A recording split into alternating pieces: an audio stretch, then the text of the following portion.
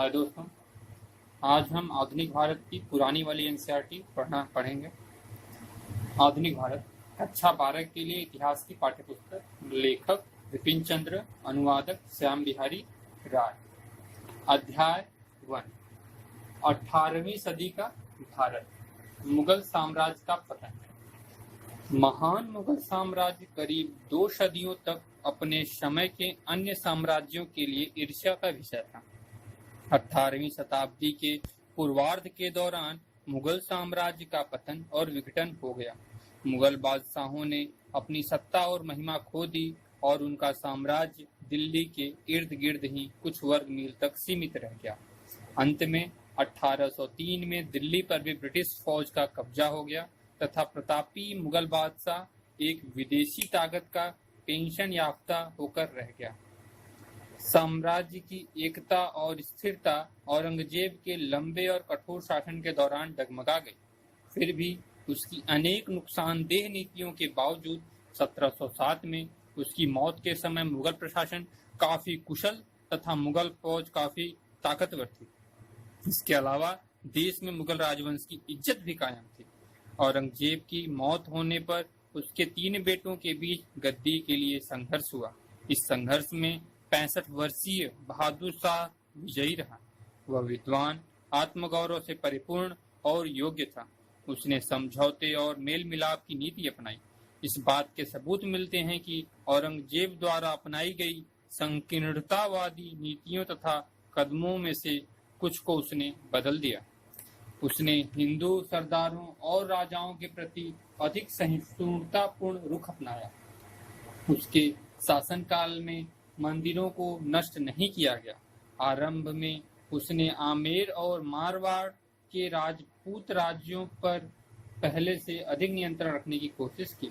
इस उद्देश्य से उसने आमेर की गद्दी पर जयसिंह को हटाकर उसके छोटे भाई विजय सिंह को बिठाने की और मारवाड़ के राजा अजीत सिंह को मुगल सत्ता की अधीनता स्वीकार करने के लिए मजबूर करने की कोशिशें की। उसने आमेर और जोधपुर शहरों में फौजी डेरा जमाने की कोशिश की, किंतु इसका कड़ा प्रतिरोध हुआ। शायद इसी वजह से उसे अपनी गलत कार्रवाइयों का एहसास हुआ। उसने दोनों राज्यों से तुरंत ही समझौता कर लिया। वैसे समझौता उदारतापूर्ण नहीं था। राजा जयसिंह और राजा अजीत सिंह को अपने राज्य तो मिल गए, परंतु उच्च मंसूबों तथा मालवा और गुजरात जैसे महत्वपूर्ण सूबों के सूबेदारों के ओहदों की उनकी मांग नहीं मानी गई। मराठा सरदारों के प्रति उसकी नीति ऊपरी तौर पर ही मेल मिलाप की थी। उसने उन्हें दक्कन की सरदेशमुखी वसूलने का अधिकार दे दिया, मगर चौथ का अधिकार नहीं दिया। इसलिए वे पूरी तरह संतुष्ट नहीं हुए। बहादुर शाह ने साहू को मराठों का विधिवत राजा नहीं माना। इस प्रकार उसने मराठा राज्य के ऊपर अधिपत्य के लिए ताराबाई और साहू को आपस में लड़ने के लिए छोड़ दिया। नतीजा यह हुआ कि साहू और मराठा सरदार असंतुष्ट रहे और दक्कन अव्यवस्था का शिकार बना रहा। जब तक मराठा सरदार आपस में और मुगल सत्ता के खिलाफ लड़ते रहे, तब तक शांति और व्यवस्था फिर से कायम नहीं हो सकी। बहादुर शाह ने गुरु गोविंद के साथ मेल मिलाप के संबंध स्थापित किए, परंतु गुरु गोविंद सिंह की मृत्यु के बाद बंदा बहादुर के नेतृत्व में सिखों ने पंजाब में बगावत का झंडा बुलंद किया। तब बादशाह ने कड़ी कार्रवाई करने का फैसला किया और विद्रोहियों के खिलाफ अभियान का नेतृत्व खुद किया। विद्रोहियों ने जल्द ही सतलुज और यमुना के बीच के लगभग सारे क्षेत्र पर नियंत्रण जमा लिया। इस प्रकार वे दिल्ली के बिल्कुल पड़ोस में पहुंच गए। यद्यपि बादशाह लौगढ़ तथा अन्य महत्वपूर्ण सिख केंद्रों पर कब्जा जमाने में सफल हो गया, फिर भी सिखों को दबाया नहीं जा सका और 1712 में उन्होंने लोहगढ़ वापस ले लिया। लोहगढ़ किला गुरु गोविंद सिंह ने अंबाला के उत्तर पूर्व में हिमालय की तराई में बनाया। बहादुर शाह ने बुंदेला सरदार छत्रसाल से मेल मिलाप कर लिया। छत्रसाल एक निष्ठावान सामंत बना रहा। बादशाह ने जाट सरदार चूरामन से भी दोस्ती कर ली। चूरामन ने बंदा बहादुर के खिलाफ अभियान में बादशाह का साथ दिया। बहादुर शाह के शासनकाल के दौरान प्रशासन की हालत और भी बिगड़ी। बादशाह द्वारा अंधाधुंध जागीरें देने तथा पदोन्नति करने के फलस्वरूप राजकीय वित्त की स्थिति पहले से भी खराब हो गई। शाही खजाने में 1760 में करीब 13 करोड़ रुपए की रकम ही रह गई। उसके शासनकाल में शाही खजाने में जो कुछ रकम बची थी वह खत्म हो गई। साम्राज्य जिन समस्याओं से घिरा था उनका समाधान बहादुर शाह टटोल रहा था। समय मिलता तो शायद वह शाही किस्मत को फिर जगा पाता। दुर्भाग्यवश 1712 में उसकी मौत ने साम्राज्य को एक बार फिर गृह युद्ध में फंसा दिया। इस गृह युद्ध और बाद के उत्तराधिकार संबंधी लड़ाइयों के दौरान मुगल राजनीति में एक नया तत्व आ गया। पहले सत्ता के लिए संघर्ष सिर्फ शाहजादों के बीच होते थे तथा सामंत प्रत्याशियों को गद्दी हथियाने में मदद देते थे, परंतु अब महत्वाकांक्षी सामंत सत्ता के सीधे दावेदार बन गए और गद्दी हथियाने के लिए शाहजादों का इस्तेमाल वे महज कठपुतली के रूप में करने लगे। बहादुर शाह की मौत के बाद जो गृह युद्ध हुआ उसमें उनका एक कम काबिल बेटा जहांदार शाह विजयी रहा, क्योंकि उसे उस समय के सबसे शक्तिशाली सामंत जुल्फिकार खां का समर्थन मिला। जहांदार शाह एक कमजोर और पतित शहजादा था। उसमें सद्व्यवहार, बड़प्पन और शिष्टाचार की कमी थी। जहांदार शाह के शासनकाल में प्रशासन वस्तुतः अत्यंत योग्य और कर्मठ जुल्फिकार खां के हाथों में था। जुल्फिकार खां वजीर बन गया था। उसका ख्याल था कि दरबार में अपनी स्थिति को मजबूत बनाने तथा साम्राज्य को बचाने के लिए जरूरी है कि राजपूत राजाओं तथा मराठा सरदारों के साथ मैत्रीपूर्ण संबंध कायम किए जाएं और हिंदू सरदारों के साथ आमतौर से मेल मिलाप हो। इसलिए उसने तेजी से औरंगजेब की नीतियां बदल दी। घृणित जजिया को खत्म कर दिया गया। आमेर के जय सिंह को मिर्जा राजा सवाई की पदवी दी गई और उन्हें मालवा का सूबेदार बना दिया गया। मारवाड़ के अजीत सिंह को महाराजा की पदवी दी गई और गुजरात का सूबेदार नियुक्त किया गया। जुल्फिकार खां ने पहले की उस गैर सरकारी व्यवस्था की पुष्टि कर दी जो दक्कन में उसके सहायक दाऊद खां पन्नी ने 1711 में मराठा राजा साहू के साथ में की थी। इस व्यवस्था के अनुसार मराठा शासक को दक्कन की चौथ और वहां की सरदेशमुखी इस शर्त पे दे दी गई कि उनकी वसूली मुगल अधिकारी करेंगे और फिर मराठा अधिकारियों को दे देंगे। जुल्फिकार खां ने चूरामन, जाट और छत्रसाल बुंदेला के साथ भी मेल मिलाप कर लिया। केवल बंदा और सिखों के प्रति उसने दमन की नीति जारी रखी। जागीरों और ओहदों की अंधाधुंध वृद्धि पर रोक लगाकर जुल्फिकार खां ने साम्राज्य की वित्तीय हालत को सुधारने की कोशिश की। उसने मनसबदारों को अधिकृत संख्या में फौज रखने के लिए मजबूर करने की भी कोशिश की। उसने एक गलत प्रवृत्ति इजारा को बढ़ावा दिया। जैसा टोडरमल की भू राजस्व व्यवस्था के अंतर्गत था, उसी तरह निश्चित दर पर भू राजस्व वसूल करने के बदले सरकार ने इजारेदारों, लगान के ठेकेदारों और बिचौलियों के साथ यह करार करना आरंभ कर दिया कि वे सरकार को एक निश्चित मुद्रा राशि दें, मगर किसानों से जितना लगान वसूल कर सके उतना करने के लिए उन्हें आजाद छोड़ दिया गया। इससे किसानों का उत्पीड़न बढ़ा। अनेक शाही सामंतों ने जुल्फिकार खां के विरुद्ध षड्यंत्र किया। इससे भी बुरी बात यह हुई कि बादशाह ने उसे अपना विश्वास और सहयोग पूरी तरह नहीं दिया। बेईमान कृपा पात्र लोगों ने जुल्फिकार खां के खिलाफ बादशाह के कान भरे। उसे कहा कि उसका वजीर बहुत ही ताकतवर और महत्वाकांक्षी होता जा रहा है और वह खुद बादशाह का तख्ता पलट सकता है। कायर बादशाह की हिम्मत नहीं हुई ताकतवर वजीर को बर्खास्त कर सके, मगर उसने गुप्त रूप से वजीर के खिलाफ षड्यंत्र करना शुरू कर दिया। स्वस्थ प्रशासन के लिए इससे बढ़कर विध्वंसकारी कार्य और कुछ नहीं हो सकता था। जहांदार शाह का यशहीन शासन जल्द ही जनवरी 1713 में आगरा में उसके अपने भतीजे फारुखशियर के हाथों हार जाने पर समाप्त हो गया। फारुखशियर को अपनी जीत सैयद बंधुओं अब्दुल्ला खां और हुसैन अली खां बाराह के कारण मिली। इसलिए अब्दुल्ला खां को वजीर का पद और हुसैन अली खां को मीर बख्शी का ओहदा मिला। जल्द ही राजकाज में दोनों भाइयों का बोलबाला हो गया। फारुखशियर में शासन करने की क्षमता नहीं थी। वह कायर, क्रूर, अविश्वसनीय और बेईमान था। इसके अलावा वह नालायक, मुंह लगे लोगों और चापलूसों के असर में आ जाता था। अपनी कमजोरियों के बावजूद फारुखशियर सैयद बंधुओं को बेरोक-टोक काम करने देने के लिए तैयार नहीं था, बल्कि वह अपनी व्यक्तिगत सत्ता कायम करना चाहता था।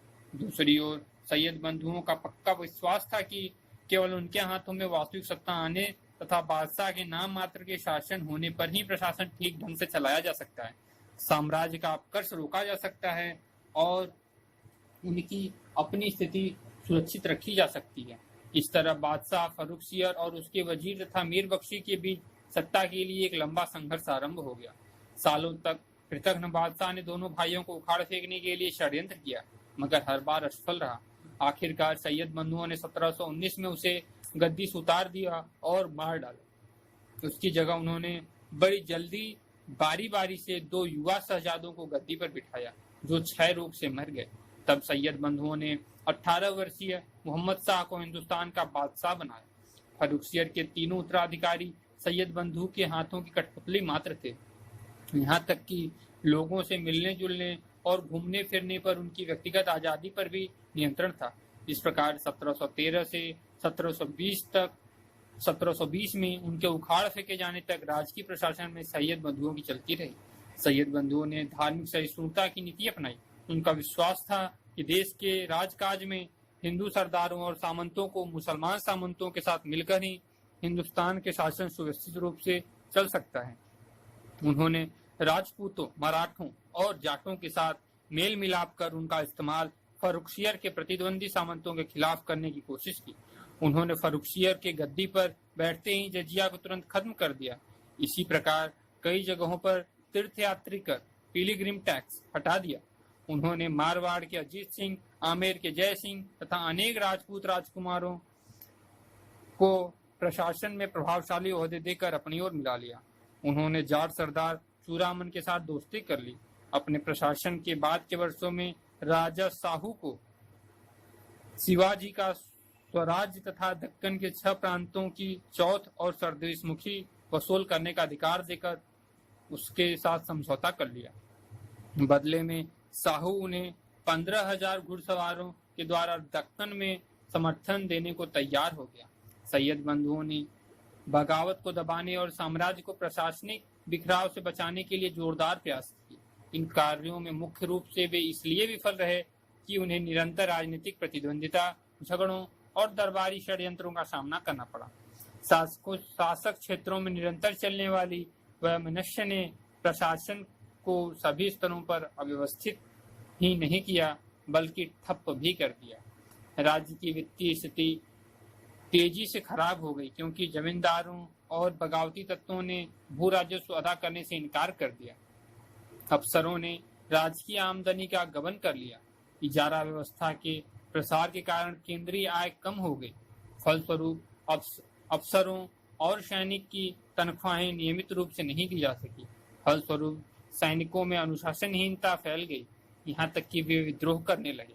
यद्यपि सैयद बंधुओं ने सभी प्रकार के सामंतों से मेल मिलाप और दोस्ती करने की जोरदार कोशिश की, लेकिन निजाम उल मुल्क और उसके पिता के रिश्ते के भाई मुहम्मद अमीन खां के नेतृत्व में सामंतों का एक शक्तिशाली गुट उनके खिलाफ षड्यंत्र करने लगा। ये सामंत दोनों भाइयों से उनकी बढ़ती हुई ताकत के कारण ईर्ष्या करते थे। फर्रुखसियर के गद्दी से हटाए जाने और मार दिए जाने से अनेक सामंत भयभीत हो गए थे। अगर बादशाह मारा जा सकता है तो सामंतों के लिए क्या सुरक्षा है। इसके अतिरिक्त बादशाह की हत्या ने दोनों भाइयों के खिलाफ जनता में घृणा की एक लहर पैदा कर दी। लोग उन्हें विश्वासघाती के रूप में देखने लगे और नमक हराम कहने लगे। औरंगजेब के जमाने के अनेक सामंत भी सैयद बंधुओं की राजपूत और मराठा सरदारों के साथ दोस्ती तथा हिंदुओं के प्रति उदार नीति को नापसंद करते थे। इन सामंतों ने घोषणा की कि सैयद बंधु मुगल विरोधी और इस्लाम विरोधी नीतियां अपना रहे हैं। अतः उन्होंने मुसलमान सामंतों में जो धर्मांध थे उन्हें सैयद बंधुओं के खिलाफ उभारने की कोशिश की। सैयद बंधु के विरोधी सामंतों को बादशाह मुहम्मद शाह का समर्थन मिला। वह दोनों भाइयों के नियंत्रण से अपने को मुक्त करना चाहता था। वे सन 1920 में छोटे भाई हुसैन अली खां को धोखे से मारने में सफल हो गए। अब्दुल्ला खान ने मुकाबला करने की कोशिश की, मगर आगरा के पास उसे हरा दिया गया। इस प्रकार मुगल साम्राज्य पर सैयद बंधुओं का आधिपत्य खत्म हो गया, जो भारतीय इतिहास में राजा बनाने वाले के नाम से जाने जाते हैं।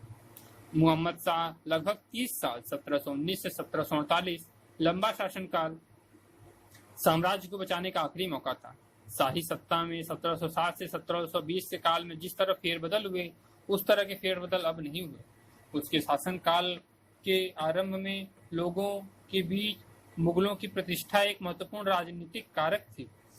मुगल फौज, खासकर मुगल तोपखाने की ताकत को नजरअंदाज नहीं किया जा सकता था।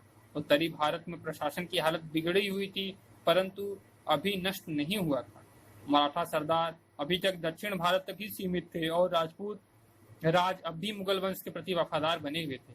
कोई भी ताकतवर और दूरदर्शी शासक अपने ऊपर आने वाले खतरे के प्रति जागरूक सामंतशाही के समर्थन से स्थिति को बिगड़ने से रोक सकता था, मगर मोहम्मद शाह ऐसा काल पुरुष नहीं था।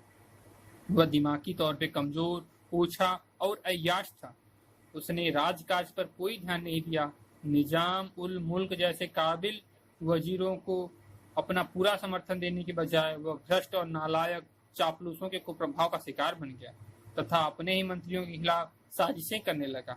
यहाँ तक कि वह अपने कृपा पात्र दरबारियों द्वारा उगाहे गए घूस में हिस्सा लेने लगा। बादशाह के ढुलमुलपन तथा सख्ती मिजाज और दरबार में निरंतर झगड़ों से उबकर उस समय के सबसे शक्तिशाली सामंत निजाम उल मुल्क ने अपनी महत्वाकांक्षा को पूरा करने का फैसला किया। वह 1722 में वजीर बना था और प्रशासन को सुधारने के लिए उसने जोरदार प्रयास किए थे। अब उसने बादशाह को उसके साम्राज्य को उनके भाग्य के सहारे छोड़कर अपनी किस्मत आजमाने का फैसला किया। उसने अक्टूबर 1724 में अपना ओहदा छोड़ दिया और दक्कन में हैदराबाद की रियासत की नींव डालने के लिए दक्षिण चल पड़ा। उसका प्रस्थान साम्राज्य से निष्ठा और सद्गुण के पलायन का प्रतीक था। मुगल साम्राज्य का वास्तविक बिखराव वहां से शुरू हो गया था। अब अन्य शक्तिशाली और महत्वाकांक्षी सामंतों ने भी अर्ध स्वतंत्र रियासतें कायम करने के लिए अपनी अपनी ताकत का इस्तेमाल आरंभ कर दिया। दिल्ली के बादशाह के प्रति नाम मात्र निष्ठा जाहिर करने वाले खानदानी नवाबों का देश के अनेक भागों में उदय हुआ। उदाहरण के तौर पर बंगाल, हैदराबाद, अवध और पंजाब के नवाबों के नाम लिए जा सकते हैं। हर जगह छोटे जमींदारों, राजाओं और नवाबों ने बगावत और आजादी का झंडा बुलंद किया। मराठा सरदारों ने उत्तर की ओर अपना कब्जा जमाना शुरू कर दिया। उन्होंने मालवा, गुजरात और बुंदेलखंड को रौंद डाला। फिर 1738-39 में नादिर शाह उत्तरी भारत के मैदानों में आ धमका और उसके सामने साम्राज्य ने घुटने टेक दिए।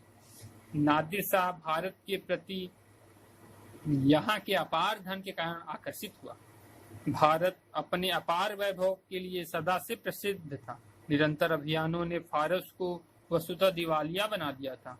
अपने भाड़े की फौज को बनाए रखने के लिए पैसों की उसे सख्त जरूरत थी। भारत से लूटा गया धन इस समस्या का एक हल हो सकता था। साथ ही मुगल साम्राज्य की प्रत्यक्ष कमजोरी ने इस प्रकार की लूट खसोट को संभव बना दिया।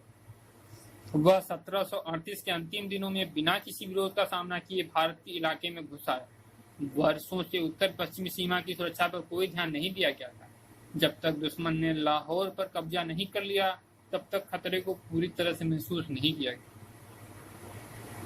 दिल्ली की सुरक्षा के लिए तब जल्दी जल्दी तैयारियां की गई, मगर गुटबाजी के शिकार सामंतों ने दुश्मन को दरवाजे पर खड़ा देखकर भी एक सूत्रबद्ध होने से इनकार कर दिया। वे सुरक्षा की योजना और सुरक्षा फौजों के सेनापति के नाम पर सहमत नहीं हो सके। फूट, अयोग्य नेतृत्व और आपसी द्वेष तथा परस्पर अविश्वास का परिणाम हार के सिवा और क्या होता। दोनों फौजों के बीच 13 फरवरी 1739 को करनाल में मुकाबला हुआ। आक्रमणकारी ने मुगल फौज को जोरदार शिकस्त दी। बादशाह मोहम्मद शाह को बंदी बना लिया गया और नादिर शाह दिल्ली की ओर बढ़ा। नादिर शाह ने शाही राजधानी के नागरिकों के भयंकर कत्लेआम का हुक्म दिया। ऐसा उसने अपने कुछ सैनिकों की हत्या का बदला लेने के लिए किया। लोभी आक्रमणकारी ने शाही खजाने और शाही संपत्ति को हथिया लिया। उसने प्रमुख सामंतों से नजराना वसूल किया तथा दिल्ली के धनी लोगों को लूटा। अनुमान किया जाता है कि उसने कुल मिलाकर 70 करोड़ रुपए का माल लूटा। उसने अपने राज्य में 3 सालों तक बिल्कुल कोई कर नहीं लगाया। वह प्रसिद्ध कोहिनूर हीरा तथा शाहजहां का रत्न जड़ी मयूर सिंहासन तख्त ताउस भी ले गया। उसने मोहम्मद शाह को सिंधु नदी के पश्चिम के साम्राज्य के इलाके को उसे दे देने के लिए मजबूर किया। नादिर शाह के आक्रमण ने मुगल साम्राज्य को भारी नुकसान पहुंचाया। मुगल साम्राज्य की प्रतिष्ठा को अपूरणीय क्षति पहुंची तथा मराठा सरदारों और विदेशी कंपनियों को साम्राज्य की छिपी हुई कमजोरी का पता लग गया। कुछ समय के लिए केंद्रीय प्रशासन पूरी तरह लकवाग्रस्त हो गया। आक्रमण ने शाही वित्त व्यवस्था को तहस नहस कर दिया और देश के आर्थिक जीवन पर बुरा प्रभाव डाला।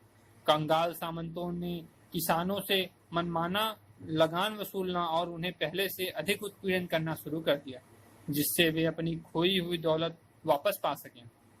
अधिक आमदनी वाली जागीरों और ऊंचे ओहदों के लिए वे पहले की अपेक्षा अधिक दुस्साहस पूर्वक आपस में लड़ने लगे।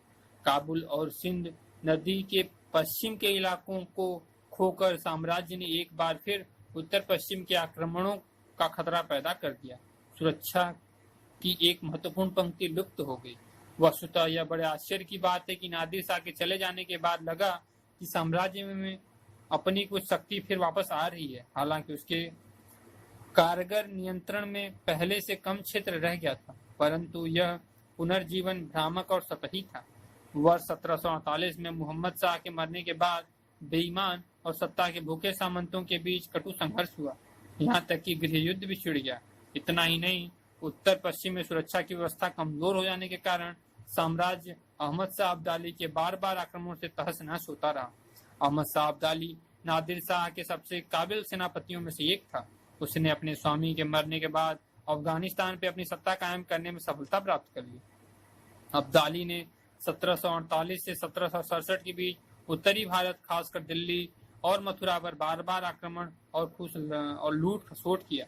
सन 1761 में मराठों को पानीपत की तीसरी लड़ाई में हराया और इस तरह मराठों की इस महत्वाकांक्षा को बड़ा धक्का लगा कि वे मुगल बादशाह पर नियंत्रण रखेंगे और देश पर अधिपत्य कायम करेंगे। मगर उसने भारत में कोई नया अफगान राज कायम नहीं किया। वह और उसके उत्तराधिकारी पंजाब को भी अपने अधिकार में नहीं रख सके। पंजाब जल्द ही सिख सरदारों के हाथ में चला गया। नादिर शाह और अब्दाली के आक्रमण तथा मुगल सामंतशाही के आपसी घातक झगड़ों के कारण 1761 तक मुगल साम्राज्य का अस्तित्व वस्तुतः एक अखिल भारतीय साम्राज्य के रूप में समाप्त हो गया। वह केवल दिल्ली का राज्य रह गया। खुद दिल्ली में रोज दंगे और हंगामे नजर आने लगे। महान मुगलों के वंशज अब भारतीय साम्राज्य के लिए संघर्ष में सक्रिय हिस्सा नहीं लेते थे। सत्ता के विभिन्न दावेदारों ने पाया कि उनके नाम पर संघर्ष चलाना राजनीतिक दृष्टि से फायदेमंद है। उसने मुगल वंश दिल्ली के नाम मात्र के सिंहासन पर बहुत दिनों तक इससे मुगल वंश दिल्ली के नाम मात्र के सिंहासन पर बहुत दिनों तक बना रहा।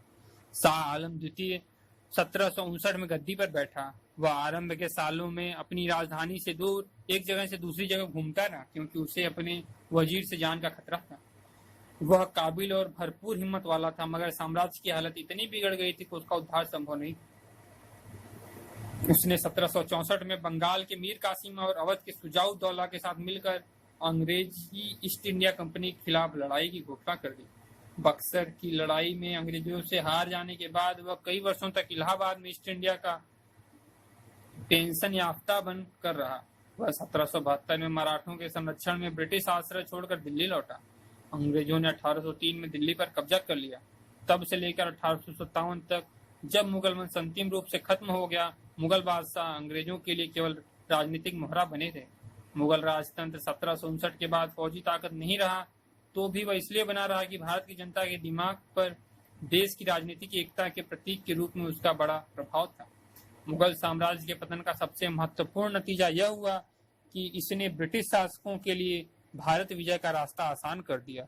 भारत की शक्तियों के बीच से कोई भी शक्ति महान मुगलों की विरासत का दावा करने के लिए सामने नहीं आई।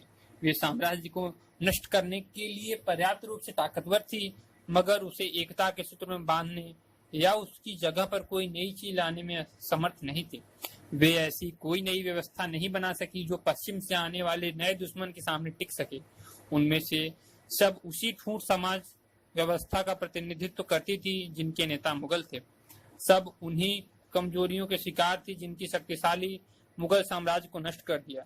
दूसरी ओर भारत का दरवाजा खटखटा रहे यूरोपवासी ऐसे समाज से आए थे जिसने एक बेहतर आर्थिक व्यवस्था का विकास किया था, जो विज्ञान तथा प्रौद्योगिकी में काफी उन्नत था। मुगल साम्राज्य के पतन की सबसे दुखद बात यह हुई कि उसकी जगह पर एक विदेशी शक्ति आई, जिसने अपने हितों का ख्याल कर देश के शताब्दियों पुराने सामाजिक, आर्थिक, राजनीतिक ढांचे की जगह एक औपनिवेशिक ढांचा स्थापित कर दिया। भारतीय राज्य और समाज। मुगल साम्राज्य के धीरे धीरे कमजोर होने और पतन की ओर बढ़ने के साथ साथ स्थानीय राजनीतिक और आर्थिक शक्तियां सिर उठाने लगीं और अपना दबाव बढ़ाने लगी। 17वीं सदी के अंत और उसके बाद में राजनीति में जबरदस्त परिवर्तन हुआ। 18वीं सदी के दौरान मुगल साम्राज्य और उसकी राजनीतिक व्यवस्था के खंडहर पर बड़ी संख्या में स्वतंत्र और अर्ध स्वतंत्र शक्तियां उठ खड़ी हुई, जैसे बंगाल, अवध, हैदराबाद, मैसूर और मराठा राजशाही। भारत पर अपना प्रभुत्व कायम करने के लिए अंग्रेजों को इन्हीं ताकतों पर विजय प्राप्त करनी पड़ी थी। इनमें से कुछ राज्यों को उत्तराधिकार वाले राज्य कहा जा सकता है, जैसे अवध तथा हैदराबाद। मुगल साम्राज्य की केंद्रीय शक्ति के कमजोर होने पर मुगल प्रांत के गवर्नरों के स्वतंत्र होने का दावा करने से इन राज्यों का जन्म हुआ। दूसरे मराठा, अफगान, जाट तथा पंजाब जैसे राज्यों का जन्म मुगल शासन के खिलाफ स्थानीय सरदारों, जमींदारों तथा किसानों के विद्रोह के कारण हुआ था। न केवल दो तरह के राज्यों की राजनीति कुछ हद तक भिन्न होती थी, बल्कि इन सब में आपस में स्थानीय परिस्थितियों के कारण भी अंतर था। फिर भी इसमें कोई आश्चर्य की बात नहीं कि मोटे तौर पर इन सभी का राजनीतिक और प्रशासनिक ढांचा तकरीबन एक सा ही था, लेकिन तीसरा क्षेत्र भी था। इनमें दक्षिण पश्चिम तथा दक्षिण पूर्व के समुद्री किनारों के इलाके तथा उत्तर पूर्वी भारत के क्षेत्र शामिल थे, जहां पर किसी भी रूप में मुगल प्रभाव नहीं पहुंच सका था। मुगल सम्राट की नाम मात्र की सर्वोच्चता स्वीकार कर और उनके प्रतिनिधि के रूप में स्वीकृति प्राप्त कर 18वीं शताब्दी के सभी राज्यों के शासकों ने अपने पद को वैधता प्रदान करने की कोशिश की थी।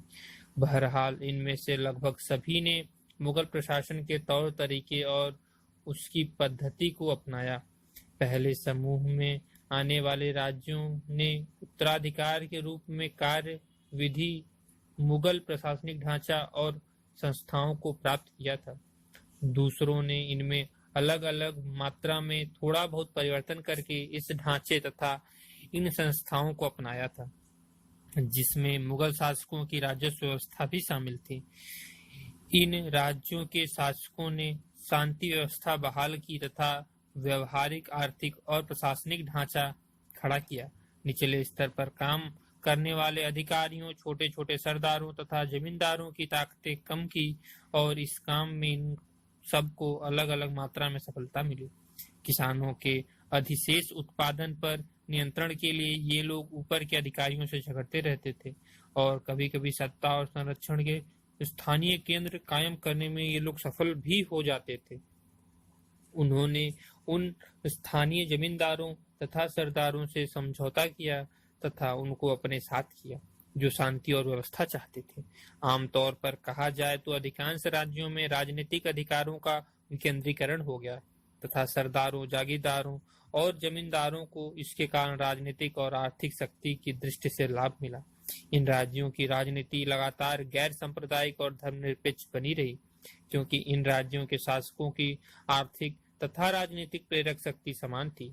सार्वजनिक स्थानों की नियुक्तियां, सेना में भर्ती या नागरिक सेवाओं में ये शासक धार्मिक आधार पर भेदभाव नहीं बरतते थे और जब लोग किसी सत्ता अथवा शासन के विरुद्ध विद्रोह करते थे तो इस बात पर विचार नहीं करते थे कि उनके शासक का धर्म क्या है।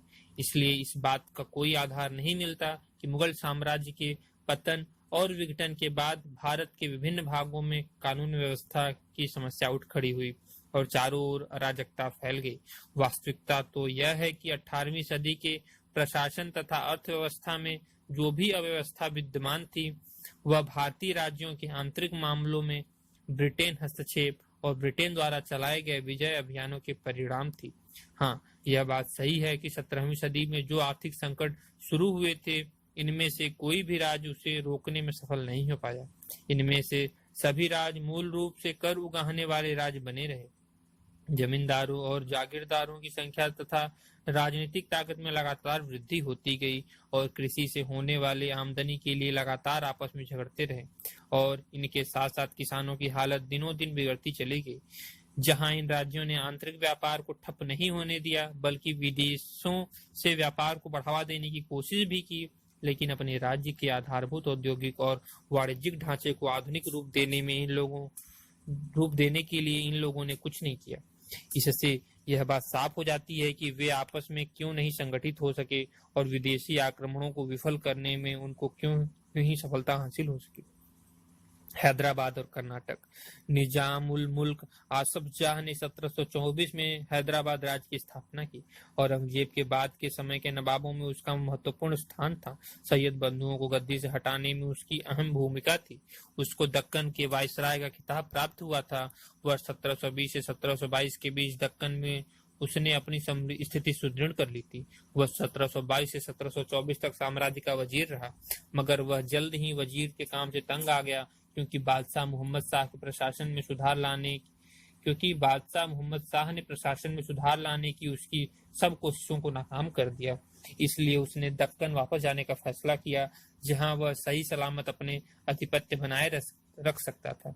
यहाँ उसने हैदराबाद राज्य की नींव रखी, जिस पर उसने कठोरता पूर्वक शासन किया। उसने केंद्रीय सरकार से अपनी स्वतंत्रता की खुलेआम घोषणा कभी नहीं की, मगर उसने व्यवहार में स्वतंत्र शासक के रूप में काम किया। उसने दिल्ली की केंद्रीय सरकार से बिना पूछे लड़ाइयां लड़ी, सुलह किए, खिताब बांटे और जागीरें तथा ओहदे दिए। उसने हिंदुओं के प्रति सहनशीलता की नीति अपनाई। उदाहरण के लिए एक हिंदू पूरन चंद्र उसका दीवान था। उसने दक्कन में मुगलों के नमूने पर जागीरदारी प्रथा चलाकर सुव्यवस्थित प्रशासन स्थापित कर अपनी सत्ता को मजबूत बनाया। उसने बड़े उपद्रवी जमींदारों को अपनी सत्ता मानने के लिए मजबूर किया और शक्तिशाली मराठों को अपने अधिकार क्षेत्र से बाहर रखा। उसने राजस्व व्यवस्था को भ्रष्टाचार से मुक्त करने के लिए भी कोशिश की, मगर 1748 में उसके मरने के बाद हैदराबाद उन्हीं विघटनकारी शक्तियों का शिकार हो गया जो दिल्ली में सक्रिय थी। कर्नाटक मुगल दक्कन का एक सूबा था और इस तरह हैदराबाद के निजाम के अधिकार के अंतर्गत आता था, मगर व्यवहार में जिस प्रकार निजाम दिल्ली सरकार से स्वतंत्र हो गया था, उसी प्रकार कर्नाटक का नायब सूबेदार, जिसे कर्नाटक का नवाब कहा जाता था, अपने को दक्कन के नवाब के नियंत्रण से मुक्त कर अपने ओहदे को वंशानुगत बना चुका था। अतः कर्नाटक के नवाब सआदत उल्ला खान ने अपने भतीजे दोस्त अली को निजाम की मंजूरी के बिना ही अपने उत्तराधिकार बना दिया।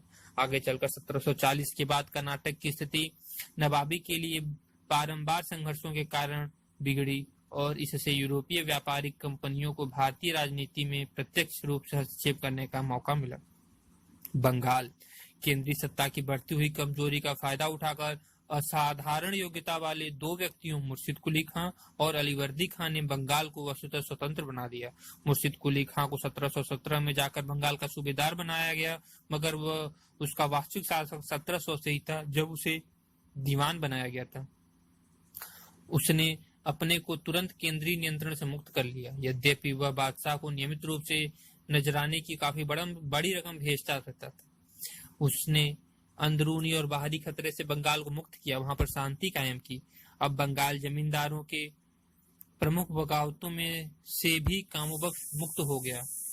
उसके शासन के दौरान केवल 3 विद्रोह हुए। पहला विद्रोह सीताराम राय, उदय नारायण और मुगल और गुलाम मोहम्मद ने किया। उसके बाद सुजात खान ने बगावत की। अंतिम विद्रोह नजात खां का था। उनको हराने के बाद मुर्शिद कुली खां ने उनकी जमींदारियां अपनी कृपा पात्र राम जीवन को दे दी। मुर्शिद कुली खां 1727 में मर गया। उसके बाद उसके दामाद सुजाउद्दीन ने बंगाल पर 1739 तक शासन किया। उसकी जगह उसका बेटा सरफराज खां आया, जिसे उसी साल गद्दी से हटाकर अलीवर्दी खां नवाब बन गया। इन तीनों नवाबों ने बंगाल को शांति और सुव्यवस्थित प्रशासन दिया। उन्होंने व्यापार और उद्योग को बढ़ावा दिया। मुर्शिद कुली खां ने प्रशासन में मितव्ययता बरती। उसने बंगाल के वित्तीय मामलों का प्रबंध नए सिरे से किया। उसने नए भू राजस्व बंदोबस्त के जरिए जागीर भूमि के एक बड़े भाग को खालसा भूमि बना दिया और इजारा व्यवस्था, ठेके पर भू राजस्व वसूलने की व्यवस्था आरंभ की। स्थानीय जमींदारों और सौदागर साहूकारों के बीच उसने राजस्व वसूलने वाले किसान और सौदागर साहूकार भर्ती किए। उसने गरीब खेतिहरों का कष्ट दूर करने तथा उन्हें समय पर भू राजस्व देने में समर्थ बनाने के लिए तकावी ऋण भी दिए। इस प्रकार वह बंगाल सरकार के संसाधनों को बढ़ा सका, मगर इजारा व्यवस्था ने किसानों और जमींदारों पर आर्थिक बोझ बढ़ा दिया। इसके अलावा यद्यपि उसने केवल असल जमा की मांग और गैर कानूनी टैक्स हटा दिए, तथापि उसने जमींदार और किसानों से लगान की वसूली बड़ी निर्दयता के साथ की। उसके सुधारों का एक परिणाम यह हुआ कि अनेक पुराने जमींदारों को बाहर निकाल किया गया और उनकी जगह पर अभी अभी पनपे इजारेदार आ गए। मुर्शिद कुली खां और उसके बाद के नवाबों ने हिंदुओं और मुसलमानों को रोजगार के समान अवसर दिए। उन्होंने सबसे ऊंचे नागरिक ओहदों और कई फौजी ओहदों पर बंगालियों को रखा, जिनमें अधिकतर हिंदू थे। इजारेदारों को चुनते समय मुर्शिद कुली खां ने स्थानीय जमींदार और महाजनों को प्राथमिकता दी, जिनमें अनेक हिंदू थे। इस प्रकार उसने बंगाल में एक नए भू अभिजात वर्ग को जन्म दिया। तीनों नवाबों ने माना कि व्यापार का प्रसार जनता और सरकार के लिए फायदेमंद है, इसलिए इन्होंने भारतीय और विदेशी व्यापारियों को बढ़ावा दिया। नियमित थानों और चौकियों की व्यवस्था कर सड़कों और नदियों की सुरक्षा का इंतजाम किया। उन्होंने अफसरों के निजी व्यापार को रोक दिया। साथ ही उन्होंने इस बात का भी ख्याल रखा कि विदेशी व्यापारी कंपनियां तथा उनके नौकरों पर कड़ा नियंत्रण रखा जाए और उन्हें अपने विशेषाधिकारों का दुरुपयोग नहीं करने दिया जाए। उन्होंने अंग्रेज ईस्ट इंडिया कंपनी के नौकरों को देश के कानूनों को पालन करने तथा अन्य व्यापारियों के बराबर सीमा शुल्क देने के लिए मजबूर किया। अलीवर्दी खान ने अंग्रेजों और फ्रांसीसियों को कोलकाता और चंद्रनगर के अपने कारखाने की किलेबंदी करने की इजाजत नहीं दी। इन सब के बावजूद बंगाल के नवाब एक दृष्टि से बड़े नासमझ और लापरवाह साबित हुए। अंग्रेजी ईस्ट इंडिया कंपनी की प्रवृत्ति 1707 के बाद अपनी मांगों को मनवाने के लिए सैनिक शक्ति का इस्तेमाल करने या उसके इस्तेमाल की धमकी देने लगी थी। नवाबों ने इस प्रवृत्ति को मजबूती से नहीं दबाया। वे कंपनी की धमकियों का जवाब देने की ताकत रखते थे, मगर उनका निरंतर यह विश्वास रहा कि कोई भी मात्र व्यापारिक कंपनी उनकी सत्ता के लिए कोई खतरा पैदा नहीं कर सकती। वे इस बात को नहीं महसूस कर सके कि अंग्रेजी कंपनी व्यापारियों की कंपनी मात्र नहीं थी, बल्कि उस समय के अत्यंत आक्रामक और विस्तारवादी उपनिवेशक के प्रतिनिधि थी। शेष दुनिया के बारे में उनका ज्ञान और संपर्क का अभाव उनके लिए बड़ा महंगा पड़ा। नहीं तो दक्षिण अफ्रीका, दक्षिण पूर्वी एशिया, लैटिन अमेरिका के पश्चिमी व्यापारी कंपनियों के विध्वंसकारी कामों के संबंध में उनको जानकारी अवश्य हो जाती। बंगाल के नवाबों ने शक्तिशाली फौज बनाने की ओर ध्यान नहीं दिया और उसके लिए उन्हें भारी कीमत चुकानी पड़ी। उदाहरण के लिए मुर्शिद कुली खां की फौज केवल 2000 घुड़सवारों और 4000 पैदल सैनिक थे। अलीवर्दी खां को मराठों के बारंबार हमलों से तंग होना पड़ा और अंततोगत्वा उसे उड़ीसा का एक बड़ा हिस्सा उन्हें दे देना पड़ा। जब 1756 से 57 में अंग्रेजी ईस्ट इंडिया कंपनी ने अलीवर्दी खां के उत्तराधिकारी सिराजुद्दौला के खिलाफ लड़ाई का ऐलान किया, तब शक्तिशाली फौज के अभाव ने ही विदेशी कंपनी की जीत में काफी योगदान दिया। अफसरों के बीच बढ़ते हुए भ्रष्टाचार को रोकने में भी बंगाल की नवाब असफल रहे। यहाँ तक कि न्यायिक अधिकारी, काजी और मुफ्ती घूस लेने में नहीं हिचकिचाते थे। विदेशी कंपनियों ने इस कमजोरी का पूरा फायदा उठाया और सरकारी कानून कायदों और नीतियों की जड़ें खोद दी। अवध एक स्वायत्त राज्य का संस्थापक सादत खां बुरहान उल मुल्क था। उसे 1722 में अवध का सूबेदार बनाया गया था। वह एक अत्यंत निडर, कर्मठ, दृढ़ प्रतिज्ञ और तेज आदमी था। उसकी नियुक्ति के समय कई बगावती जमींदारों ने प्रांत में हर जगह सिर उठाया। उन्होंने माल गुजारी देने से इनकार कर दिया, अपनी निजी सेवाएं गठित की, किले बनवाए और शाही सरकार की अवज्ञा की। वर्षों तक सादत खां को उनसे लड़ना पड़ा। उसने अंधेर गर्दी को खत्म किया और बड़े जमींदारों को अनुशासित किया। इस प्रकार उसने अपनी सरकार के वित्तीय संसाधनों को बढ़ाया। विभिन्न प्रकार की सुविधाएं देकर उसने दूसरे सरदारों और जमींदारों को अपनी तरफ कर लिया, किंतु उसने अधिकतर पराजित जमींदारों को नहीं हटाया। अधीनता स्वीकार करने और देय रकम भू राजस्व नियमित रूप से अदा करने पर सहमत होने के बाद उन्हें भी अपनी जगह पर पक्का कर दिया। सादत खान ने 1723 में नया राजस्व बंदोबस्त रेवेन्यू सेटलमेंट किया। कहा जाता है कि उचित भू लगान लगाकर तथा बड़े जमींदारों के जुल्मों से बचाकर उसने किसानों की हालत को बेहतर बनाया। बंगाल के नवाबों की तरह उसने भी हिंदुओं और मुसलमानों के बीच कोई भेदभाव नहीं किया। उसके अनेक सेनापति और उच्च अधिकारी हिंदू थे। उसमें हठीले जमींदारों, सरदारों और सामंतों को उनके धर्म का बिना कोई ख्याल किए दबा दिया। उसके सैनिकों को अच्छे वेतन मिलते थे। वे हथियारों से सुसज्जित और सुप्रशिक्षित थे। सादत खां का प्रशासन कार्यकुशल था। उसने भी जागीरदारी प्रथा को जारी रखा। वर्ष 1739 में अपने मरने से पहले वह वस्तुतः स्वतंत्र बन गया था और उसने प्रांत को अपनी वंशगत जायदाद बना लिया था। उसकी जगह उसके भतीजे सफदरजंग ने ली। वह साथ ही 1748 की साम्राज्य की वजीर भी 1748 में साम्राज्य का वजीर भी बना दिया गया। इसके अलावा उसे इलाहाबाद का प्रांत भी दिया गया। सफदरजंग ने 1754 में अपने मरने तक अवध और इलाहाबाद की जनता को किसी अशांति का सामना नहीं करने दिया। उसने बगावती जमींदारों को दबा दिया और दूसरों को अपने पक्ष में कर लिया। उसने मराठा सरदारों से मित्रता कर ली, जिससे उसके अधिकार क्षेत्र में उनकी घुसपैठ न हो सके। राजपूत सरदारों और सिख जादाओं की वफादारी हासिल करने में भी कामयाब रहा। उसने रुहेलों और बंगश पठानों के खिलाफ लड़ाइयां छिड़ी। बंगश नवाबों के खिलाफ 1750-51 की लड़ाई में उसने मराठों की सैनिक सहायता तथा जाटों का समर्थन प्राप्त किया। उसके लिए मराठों को प्रतिदिन 25,000 रुपए और जाटों को रोज 15,000 रुपए देने पड़े।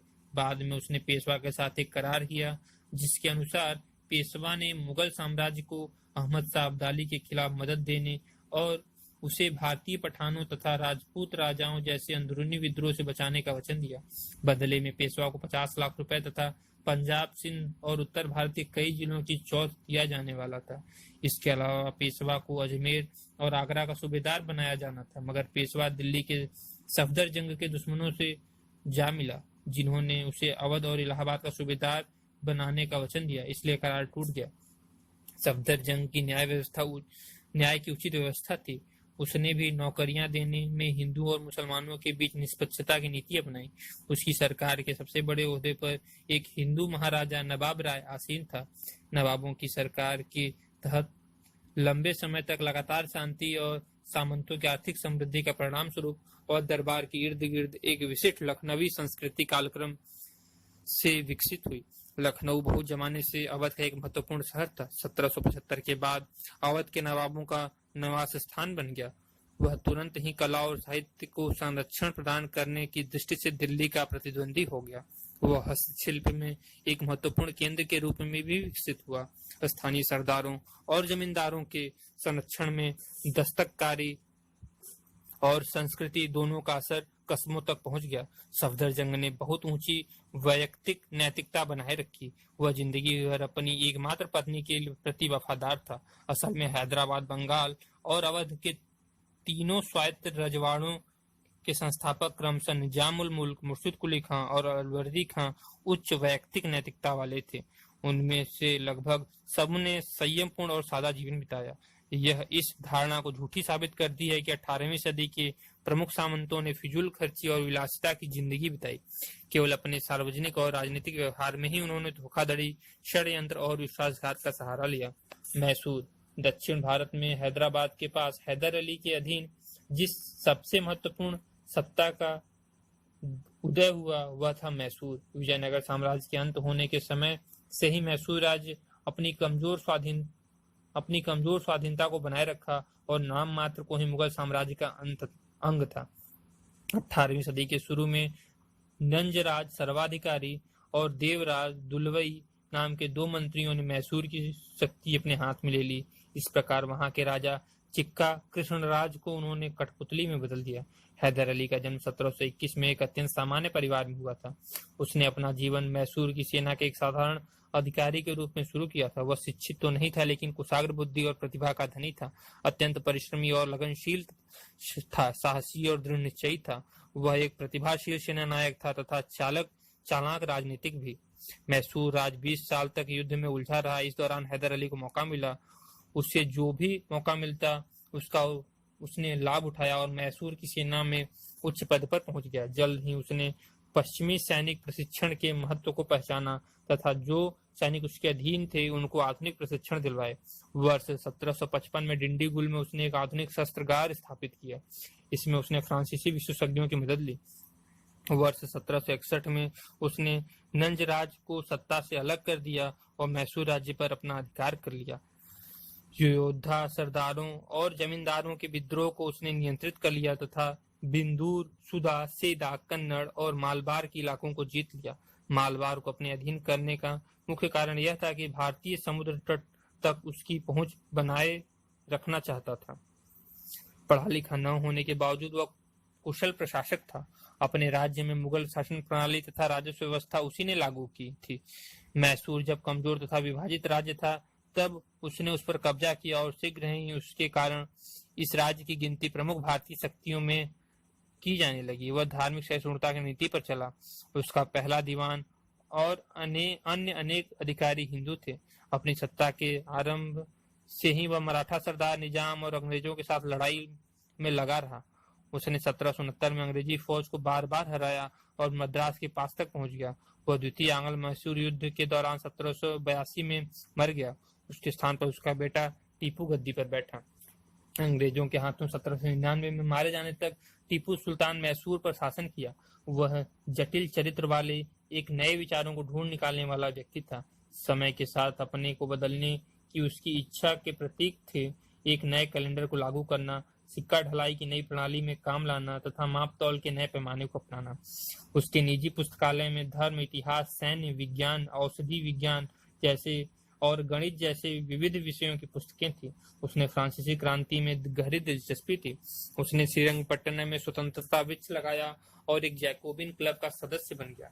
उसकी सांगठनिक क्षमता का प्रमाण यह है कि जिन दिनों भारतीय फौजों के बीच अनुशासनहीनता आम थी, उसके सैनिक अंत तक अनुशासित होकर उसके प्रति वफादार रहे। उसने जागीर देने की प्रथा को खत्म करके राजकीय आय बढ़ाने की कोशिश की। उसने पोलीगारों की पैतृक संपत्ति को कम करने और राज्य तथा किसानों के बीच मध्यस्थों को समाप्त करने की भी कोशिश की, मगर उसका भू राजस्व उतना ही ऊंचा था जितना अन्य समसामयिक शासकों का। वह पैदावार का 1/3 हिस्सा भू राजस्व के रूप में लेता था, मगर उसने अब बाबू की वसूली पर रोक लगा दी। वह भू राजस्व में छूट देने में उदार था। उसकी पैदल सेना यूरोप की शैली में बंदूकें और संगीनों से लैस थी, लेकिन इन हथियारों को मैसूर में ही बनाया गया था। वर्ष 1796 के बाद उसने एक आधुनिक नौसेना खड़ी करने की भी कोशिश की थी।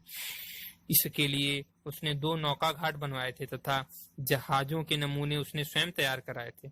अपने व्यक्तिगत जीवन में वह एकदम सादा था। उसे किसी प्रकार का व्यसन नहीं था। विलासिता से वह कोसों दूर था। वह एक दुस्साहसी योद्धा था और अत्यंत प्रतिभाशाली सेना नायक था।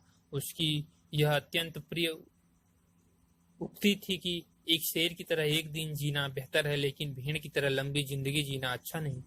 इसी विश्वास का पालन करते हुए वह श्रीरंगपट्टनम के द्वार पर लड़ता हुआ मारा गया, लेकिन हर काम में वह जल्दीबाजी करता था और उसका स्वभाव स्थिर नहीं था। एक राजनीतिज्ञ के रूप में 18वीं सदी के किसी भी शासक की तुलना में वह दक्षिण भारत के लिए या दूसरे भारतीय शासकों के लिए अंग्रेजी राज के खतरे को अधिक ठीक से समझता था।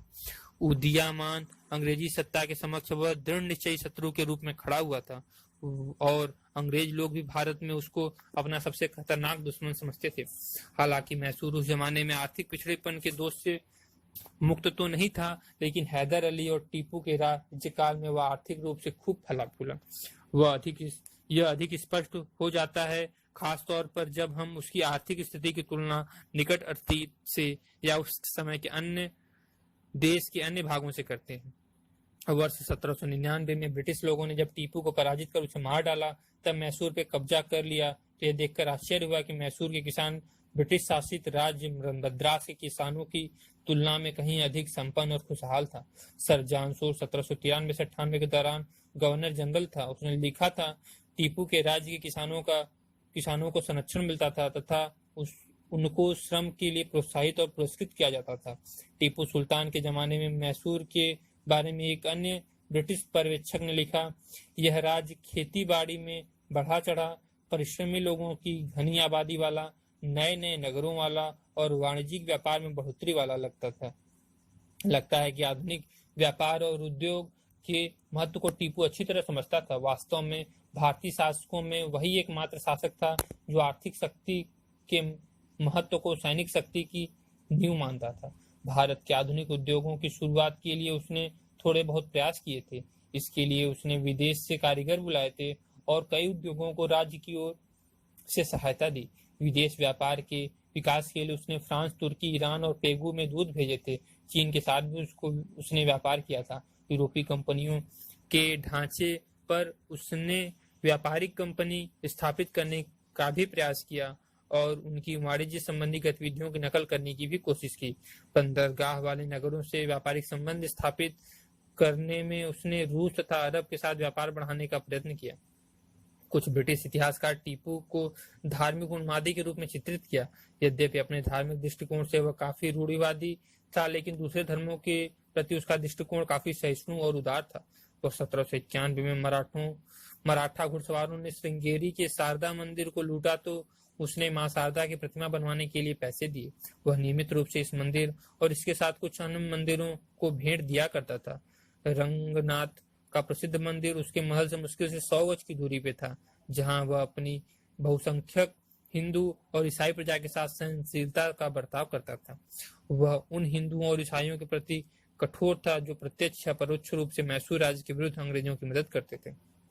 केरल 18वीं सदी के शुरू में केरल बहुत बड़ी संख्या में सामंत सरदारों और राजाओं में बटा हुआ था।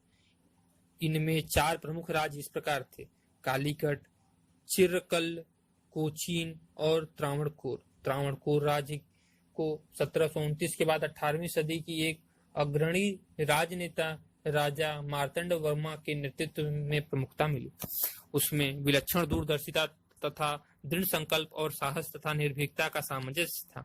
उसने सामंतों को शांत कर दिया, क्लीवोन और इलायादाम को जीत लिया और डच लोगों को हराकर केरल में उनकी राजनीतिक सत्ता खत्म कर दी। उसने यूरोपीय अफसरों की मदद से पश्चिमी मॉडल के आधार पर एक शक्तिशाली फौज का गठन किया और उसे आधुनिक हथियारों से सुसज्जित किया। उसने एक आधुनिक शस्त्रागार भी बनाया। मार्तंड वर्मा ने अपनी नई फौज का इस्तेमाल अपना राज्य उत्तर की ओर बढ़ाने के लिए किया। त्रावणकोर की सीमाएं जल्द ही कन्याकुमारी से कोचीन तक फैल गई। उसने सिंचाई की अनेक व्यवस्थाएं की, संचार के लिए सड़क और नहरें बनाई तथा विदेशी व्यापार को सक्रिय प्रोत्साहन दिया। केरल के 3 बड़े राज्यों कोचीन, त्रावणकोर और कालीकट ने 1763 तथा सभी छोटे राजवाड़ों को विलीन या अधीन कर लिया। हैदर अली ने केरल पर अपना आक्रमण 1766 में शुरू किया और अंत में कालीकट के जमोरिन के इलाकों सहित कोचीन तक उत्तरी केरल को हड़प लिया। 18वीं सदी में मलयाली साहित्य में एक असाधारण पुनर्जीवन देखा गया। यह अंशतः केरल के राजाओं और सरदारों के कारण हुआ, जो साहित्य के महान संरक्षक थे। 18वीं सदी के उत्तरार्ध में त्रावणकोर की राजधानी त्रिवेंद्रम संस्कृत विद्वता का एक प्रसिद्ध केंद्र बन गया था।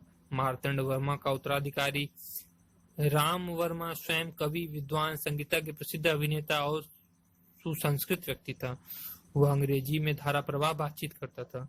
उसने यूरोप के मामलों में गहरी दिलचस्पी ली। वह लंदन, कलकत्ता और मद्रास से निकलने वाले अखबारों और पत्रिकाओं को नियमित रूप से पढ़ता था। दिल्ली के इर्द गिर्द के इलाके राजपूत राज्य। प्रमुख राजपूत राज्यों में मुगल सत्ता की बढ़ती हुई कमजोरी का फायदा उठाकर अपने को केंद्रीय नियंत्रण से वस्तुतः स्वतंत्र कर लिया। साथ ही उन्होंने साम्राज्य के शेष भागों में अपना प्रभाव बढ़ाया। फर्रुखसियर और मोहम्मद शाह के शासनकाल में आमेर और मारवाड़ के शासकों को आगरा, गुजरात और मालवा जैसे महत्वपूर्ण मुगल प्रांतों का सूबेदार बनाया गया। राजपूताना के राज्य पहले की तरह विभाजित रहे। उनमें जो बड़े थे उन्होंने अपने कमजोर पड़ोसियों राजपूत और गैर राजपूत दोनों के इलाकों को हथिया कर अपना विस्तार किया। अधिकतर बड़े राजपूत राज्यों में निरंतर छोटे झगड़ों और गृह युद्धों में फंसे रहे। इन राज्यों की अंदरूनी राजनीति में उसी प्रकार के भ्रष्टाचार, षड्यंत्र और विश्वासघात का बोलबाला था जैसा मुगल दरबार में था। मारवाड़ के अजीत सिंह को उसके बेटे ने ही मार डाला। 18वीं सदी का सबसे श्रेष्ठ राजपूत शासक आमेर का सवाई जय सिंह 1681 से 1743 ईस्वी था। वह एक विख्यात राजनेता, कानून निर्माता और समाज सुधारक था, परंतु सबसे अधिक वह विज्ञान प्रेमी के रूप में चमका। ध्यान रहे कि जिस युग में वह था उसमें अधिकांश भारतीयों को वैज्ञानिक प्रगति के बारे में ज्यादा पता नहीं था। उसने जाटों से लिए गए इलाके में जयपुर शहर की स्थापना की और उसे विज्ञान और कला का महान केंद्र बना दिया। जयपुर का निर्माण बिल्कुल वैज्ञानिक सिद्धांतों के आधार पर और एक नियमित योजना के तहत हुआ। उसकी चौड़ी सड़कें एक दूसरे को समकोण पर काटती हैं। जयसिंह की सबसे बड़ी विशेषता यह थी कि वह एक महान खगोल शास्त्री था। उसने दिल्ली, जयपुर, उज्जैन और मथुरा में बिल्कुल सही और आधुनिक उपकरणों से सुसज्जित पर्यवेक्षणशालाएं बनाई। कुछ उपकरण खुद जयसिंह के बनाए हुए थे। उसके खगोल शास्त्री संबंधी पर्यवेक्षण आश्चर्यजनक रूप से सही होते थे। उसने सारणियों का एक सेट तैयार किया जिससे लोगों को खगोल शास्त्र संबंधी पर्यवेक्षण करने में सहायता मिली। इसका नाम जिज मोहम्मद शाही था। उसने यूक्लिड की रेखागणित के तत्व तथा त्रिकोणमिति की बहुत सारी कृतियों और लघुगणक को बनाने और इसके इस्तेमाल संबंधी नेपियर की रचना का अनुवाद संस्कृत में कराया। जयसिंह समाज सुधारक भी था। उसने एक कानून लागू करने की कोशिश की जिसमें लड़की की शादी में किसी राजपूत को अत्यधिक खर्च करने के लिए मजबूर न होना पड़े। लड़की की शादी में भारी खर्च के कारण ही लड़कियों को जन्म लेते ही मार दिया जाता था। इस असाधारण राजा ने जयपुर में 1699 से 1743 तक 44 वर्षों तक शासन किया। जाट खेतिहरों की एक जाति जाट है। जाट दिल्ली, आगरा और मथुरा के इर्द गिर्द के इलाके में रहते थे। मथुरा के आसपास के जाट किसानों ने 1669 और फिर 1688 में अपने जाट जमींदारों के नेतृत्व में विद्रोह किए। विद्रोहों को कुचल दिया गया मगर इलाका अशांत ही रहा। औरंगजेब की मृत्यु के बाद उन्होंने दिल्ली के चारों तरफ अशांति पैदा कर दी। जाट विद्रोह जमींदारों के नेतृत्व में मूलतः कृषक विद्रोह था मगर जल्द ही वह लूट मार तक सीमित हो गया। उन्होंने गरीब हो या धनी, जागीरदार हो या किसान, हिंदू हो या मुसलमान, सबको लूटा। उन्होंने दिल्ली के दरबारी षड्यंत्रों में सक्रिय हिस्सा लिया। बहुधा अपने फायदे को देखते हुए पक्ष बदल देते थे। भरतपुर के जाट राज्य की स्थापना चूरामन और बदन सिंह ने की। जाट सत्ता सूरजमल के नेतृत्व में अपनी उच्चतम गरिमा पर पहुंच गई। सूरजमल ने 1756 से 1763 तक शासन किया। वह एक अत्यंत योग्य शासक तथा सैनिक और बड़ा बुद्धिमान राजनेता था। उसने अपना अधिकार एक बड़े क्षेत्र पर कायम किया जो पूर्व में गंगा से लेकर दक्षिण में चंबल तथा पश्चिम में आगरा के सूबे से लेकर उत्तर में दिल्ली के सूबे तक फैला था। उसके राज्य में अन्य जिलों के अलावा आगरा, मथुरा, मेरठ और अलीगढ़ जिले शामिल थे। मुगल राजस्व व्यवस्था को अपनाकर उसने एक स्थायी राज्य की नींव रखने की कोशिश की। एक समसामयिक इतिहासकार ने उसके बारे में निम्नलिखित बातें लिखी हैं। यद्यपि वह किसान की पोशाक पहनता था और सिर्फ अपनी ब्रज बोली बोल सकता था, तथापि वह जाट जाति का अफलातून प्लेटो था। समझदारी और चतुराई तथा राजस्व और नागरिक मामलों का प्रबंध करने की योग्यता उसकी बराबरी करने वाला आसफ जा बहादुर को छोड़कर हिंदुस्तान के बड़े सामंतों में कोई और नहीं था। वह 1763 में मर गया। उसके बाद जाट राज्य की अवनति हो गई। वह छोटे छोटे जमींदारों के बीच बढ़ गया जिनमें से अधिकतर लूट मार पर जिंदा रहने लगे। बंगश पठान और रुहेले। एक अफगान दुस्साहसी मोहम्मद खां बंगश ने फर्रुखाबाद के इर्द गिर्द इलाके, अलीगढ़ और कानपुर के बीच के इलाके पर फर्रुखशियर और मोहम्मद शाह के शासनकाल में अपना अधिकार कायम कर लिया। इसी प्रकार नादिर शाह के आक्रमण के बाद प्रशासन के ठप्प हो जाने पर अली मोहम्मद खान ने रुहेलखंड नामक राज्य कायम किया। यह राज्य हिमालय की तराई में, दक्षिण में गंगा और उत्तर में कुमायूं की पहाड़ियों तक फैला हुआ था। इसकी राजधानी पहले बरेली में आंवला थी और बाद में रामपुर चली गई। रुहेलों का अवध, दिल्ली और जाटों से लगातार टकराव होता रहा। सिख धर्म को गुरु नानक ने 15वीं शताब्दी में चलाया। वह पंजाब के जाट किसानों तथा अन्य छोटी जातियों के बीच फैल गया। वह लड़ाकू समुदाय के रूप में सिखों को बदलने का काम गुरु हरगोबिंद 1606 से 1645 ने प्रारंभ किया, मगर अपने 10वें और आखिरी गुरु गोविंद सिंह 1666 से 1708 के नेतृत्व में सिख एक राजनीतिक और फौजी ताकत बने। औरंगजेब की फौजों और पहाड़ी राजाओं के खिलाफ 1699 से लेकर गुरु गोविंद सिंह की लगातार लड़ाइयां की। गुरु गोविंद सिंह की मृत्यु के बाद गुरु की परंपरा खत्म हो गई और सिखों का नेतृत्व उनके विश्वास पात्र शिष्य बंदा सिंह के हाथों में चला गया, जो बंदा बहादुर के नाम से विख्यात था। बंदा ने पंजाब के किसानों और नीची जातियों के लोगों को एकजुट किया और मुगल फौज के खिलाफ 8 साल तक जोश खरोश के साथ गैर बराबरी की लड़ाई चलाई। उसे 1715 में पकड़ लिया गया और कत्ल कर दिया गया। उसकी असफलता के कारण थे मुगल शासन अभी भी काफी शक्तिशाली था। पंजाब के संपन्न वर्ग और ऊंची जाति के लोगों ने उसके विरोधियों के साथ दिया, क्योंकि वह नीची जातियों और गांव के गरीब जनता का हिमायती था। अपनी धार्मिक कट्टरता के कारण वह मुगल विरोधी समस्त ताकतों को एकजुट नहीं कर सका। नादिर शाह और अहमद शाह अब्दाली के आक्रमणों और उनके कारण पंजाब की प्रशासन में हुई गड़बड़ी ने सिखों को फिर से उठ खड़ा होने का मौका दिया। आक्रमणकारियों की फौजों के आगे बढ़ने पर सिखों ने बिना कोई भेदभाव किए सबको लूटा और धन तथा सैनिक शक्ति इकट्ठी की। अब्दाली के पंजाब से वापस जाने के बाद उन्होंने राजनीतिक रिक्तता को भरना आरंभ किया। उन्होंने 1765 से 1800 के बीच पंजाब और जम्मू को अपने अधिकार में कर लिया। सिख 12 मिसलों या संघों में संगठित थे, जो सूबे के विभिन्न भागों में काम करते थे। ये मिसल एक दूसरे के साथ पूरी तरह सहयोग करते थे। मूलतः वे समानता के सिद्धांत पर आधारित थे। किसी मिसल के मामलों पर विचार करने और प्रत्येक प्रधान तथा अन्य अधिकारियों को चुनने में सभी सदस्य समान रूप से हिस्सा लेते थे। धीरे धीरे मिसलों का जनतांत्रिक और अकुलीन चरित्र लुप्त हो गया और शक्तिशाली प्रधानों, सामंतों और सरदारों तथा जमींदारों ने उन पर अपना दबदबा कायम कर लिया। भाईचारे की भावना और खालसा की एकता भी लुप्त हो गई, क्योंकि प्रधान निरंतर आपस में झगड़ते रहते और उन्होंने अपने को स्वतंत्र सरदार घोषित कर दिया। रणजीत सिंह के अधीन पंजाब। 18वीं सदी के अंत में सुकेर चकिया मिसल के प्रधान रणजीत सिंह ने प्रमुखता प्राप्त कर ली। वह एक ताकतवर और साहसी सैनिक, कुशल प्रशासक तथा चतुर कूटनीतिज्ञ था। वह जन्मजात नेता था। उसने 1799 में लाहौर और 1802 में अमृतसर पर कब्जा कर लिया। उसने सतलज के पश्चिम के सभी सिख प्रधानों को अपने अधीन कर लिया और पंजाब में अपना राज्य कायम किया।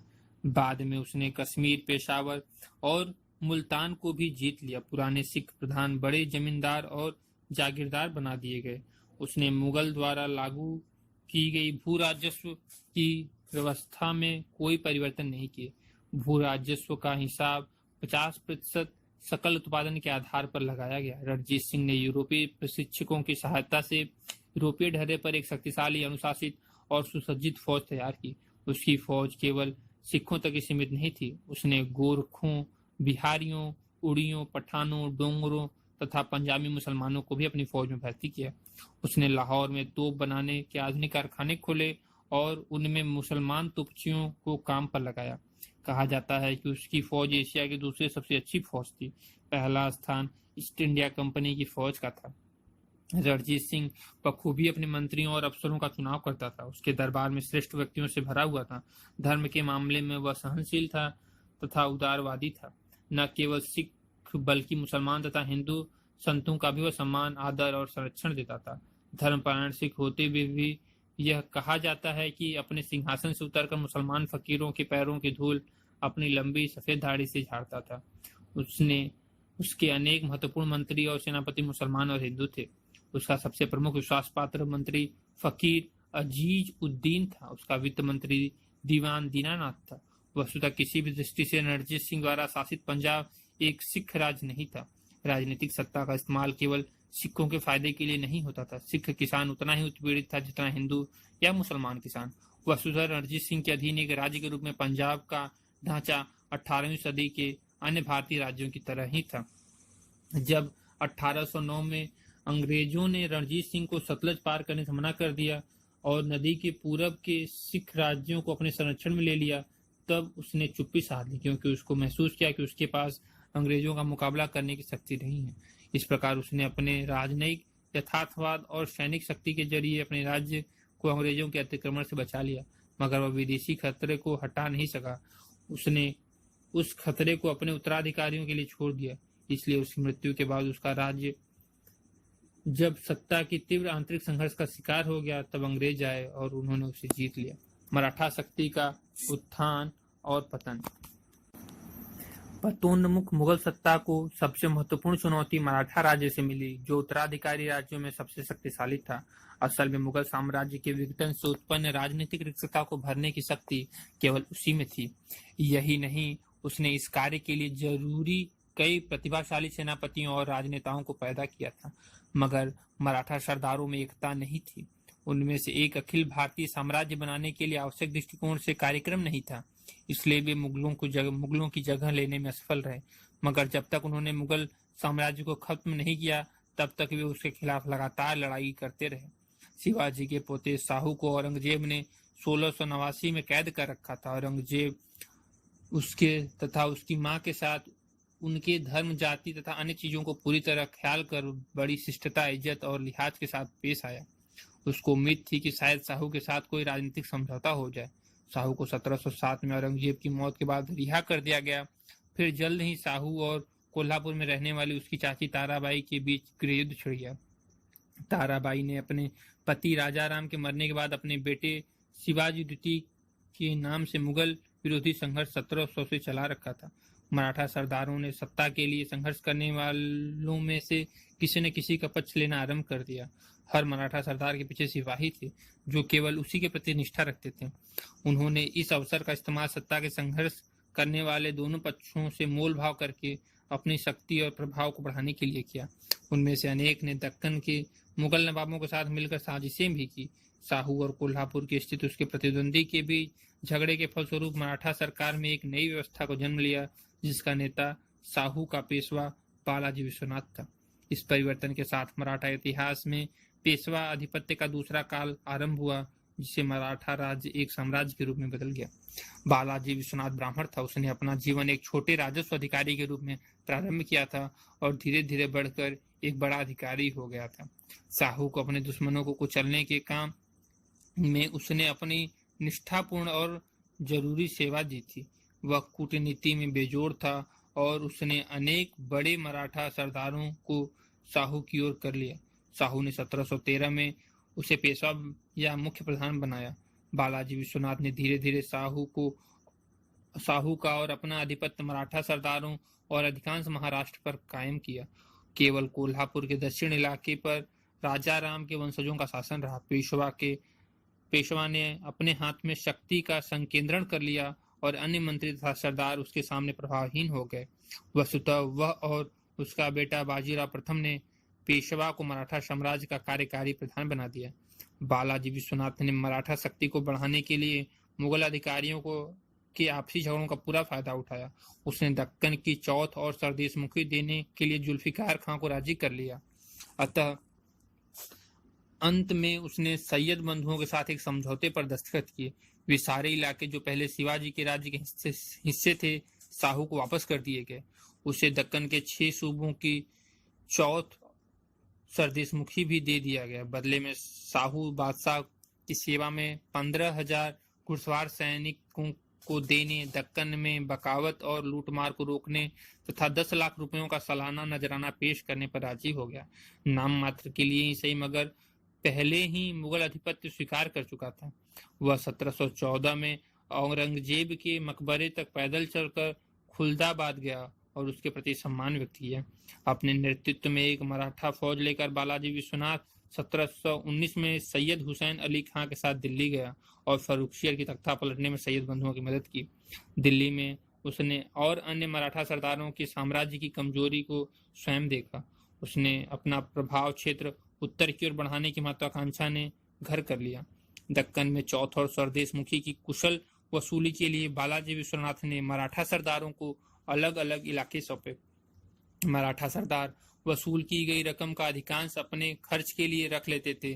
चौथ और सरदेशमुखी सौंपने की प्रथा ने भी पेशवा को संरक्षण के जरिए अपनी व्यक्तिगत शक्ति को बढ़ाने की सहायता दी। बड़ी संख्या में महत्वाकांक्षी सरदारों ने उसके इर्द गिर्द जमा होना आरंभ कर दिया। आगे चलकर यही मराठा साम्राज्य की कमजोरी का मुख्य स्रोत सिद्ध हुआ। उसने अपने तक वतनों और सरजामों जागीरों की प्रणाली ने मराठा सरदारों को शक्तिशाली, स्वायत्त और केंद्रीय सत्ता के प्रति ईर्ष्यालु बना दिया। उन्होंने अब मुगल साम्राज्य के सुदूर इलाकों में अपना अधिकार जमाना आरंभ कर दिया। वहां वे धीरे धीरे कामोबख्श स्वायत्त सरदारों के रूप में बस गए। इस तरह अपने मूल राज्य के बाहर मराठों की जीत मराठा राजवा या पेशवा के सीधे अधीन केंद्रीय फौज के द्वारा हासिल नहीं की गई, बल्कि उन्हें सरदारों की अपनी निजी सेनाओं द्वारा प्राप्त किया गया। जीत के दौरान सरदार बहुधा आपस में टकराते थे। अगर केंद्रीय सरकार उन्हें सख्ती से नियंत्रित करने की कोशिश करती तो वे दुश्मनों से मिल जाने में नहीं हिचकिचाते थे। दुश्मनों में निजाम, मुगल या अंग्रेज कोई भी हो सकते थे। बालाजी विश्वनाथ 1720 में मर गया। उसकी जगह पर उसका 20 साल का बेटा बाजीराव प्रथम पेशवा बना। युवा होने के बावजूद बाजीराव एक निर्भीक और प्रतिभावान सेनापति तथा महत्वाकांक्षी और चालाक राजनेता था। उसे शिवाजी के बाद गुरिल्ला युद्ध में सबसे बड़ा प्रतिपादक कहा गया है। बाजीराव के नेतृत्व में मराठों ने मुगलों के खिलाफ अनगिनत अभियान चलाए। पहले उन्होंने मुगल अधिकारियों को विशाल इलाकों से चौथ वसूल करने का अधिकार देने और फिर वे इलाके मराठा राज्यों को सौंप देने के लिए मजबूर किया। जब 1740 में बाजीराव मरा तब तक मराठों ने मालवा, गुजरात, बुंदेलखंड के हिस्सों पर अधिकार कर लिया था। इसी काल में मराठों के गायकवाड़, होलकर, सिंधिया और भोसले परिवारों ने प्रमुखता प्राप्त की। जीवन भर बाजीराव ने दक्कन के निजामुल मुल्क की शक्ति को नियंत्रित करने की कोशिश की। निजामुल मुल्क ने भी पेशवा की सत्ता को कमजोर करने के लिए कोल्हापुर के राजा, मराठा सरदारों और मुगल अधिकारियों के साथ मिलकर लगातार साजिशें की। 2 बार दोनों लड़ाइयों के मैदान में मिले और दोनों बार निजाम को मुंह की खानी पड़ी। उसे दक्कन प्रांतों की चौथ और सरदेशमुखी मराठों को देने के लिए मजबूर होना पड़ा। बाजीराव ने 1733 में जंजीरा के सिद्दियों के खिलाफ एक लंबा शक्तिशाली अभियान प्रारंभ किया और अंततोगत्वा उन्हें भूमि से निकालकर बाहर कर दिया। साथ ही पुर्तगालियों के खिलाफ भी एक अभियान प्रारंभ किया। अंत में सिलसिट और बसीन पर कब्जा कर लिया, मगर पश्चिमी तट पर पुर्तगालियों का अपने इलाकों पर कब्जा बना रहा। बाजीराव अप्रैल 1740 में मर गया। 20 साल की छोटी सी अवधि में ही उसने मराठा राज्य का चरित्र बदल दिया। उसने महाराष्ट्र राज्य को एक साम्राज्य के रूप में बदल दिया, जिसका प्रसार उत्तर में भी होने लगा, मगर वह साम्राज्य का सुदृढ़ आधार नहीं बना सका। नए इलाकों को जीतकर उन पर कब्जा जमाया, मगर उनके प्रशासन की ओर कोई ध्यान नहीं दिया गया। सफल सरदारों की मुख्य दिलचस्पी राजस्व वसूल करने में ही थी। बाजीराव का 18 साल का बेटा बालाजी बाजीराव, जो नाना साहब के नाम से जाना जाता था, पेशवा बना। वह 1740 से 1761 तक पेशवा रहा। वह अपने पिता की तरह काबिल था, यद्यपि वह कम उद्यमी था। राजा शाहू 1849 में मर गया। उसने अपनी वसीयत के जरिए सारा राजकाज पेशवा के हाथों में छोड़ दिया।